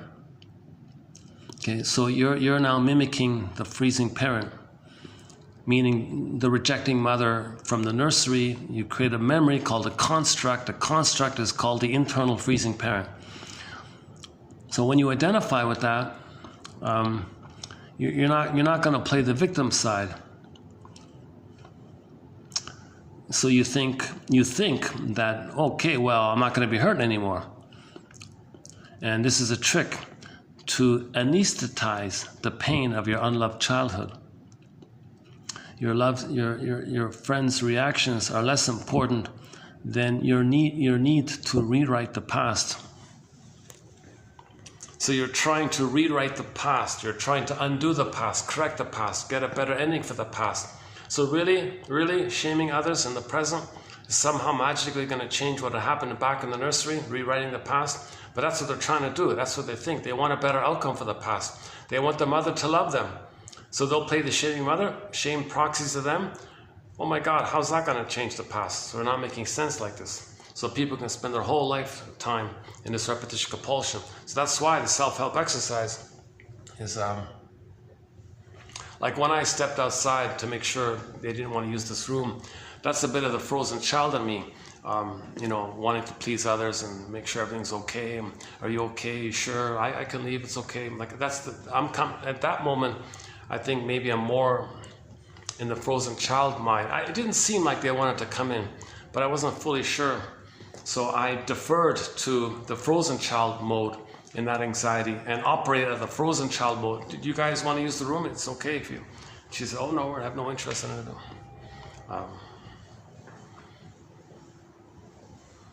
So when they're stressed, we're going to use one of those two. If you're calm, you might have the adult mind, right? But when you're stressed, you're going to revert to the old constructs, right?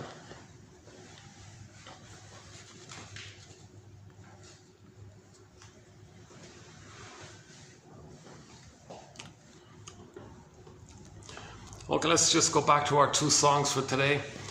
From Brazil, Cabrera's song Pisa Morena, a fun kind of upbeat song. And we'll close up with theme from Subway Sue. Someday soon. Someday soon. I'll see you someday soon. Thanks very much. Bye for now. No last minute jokes. No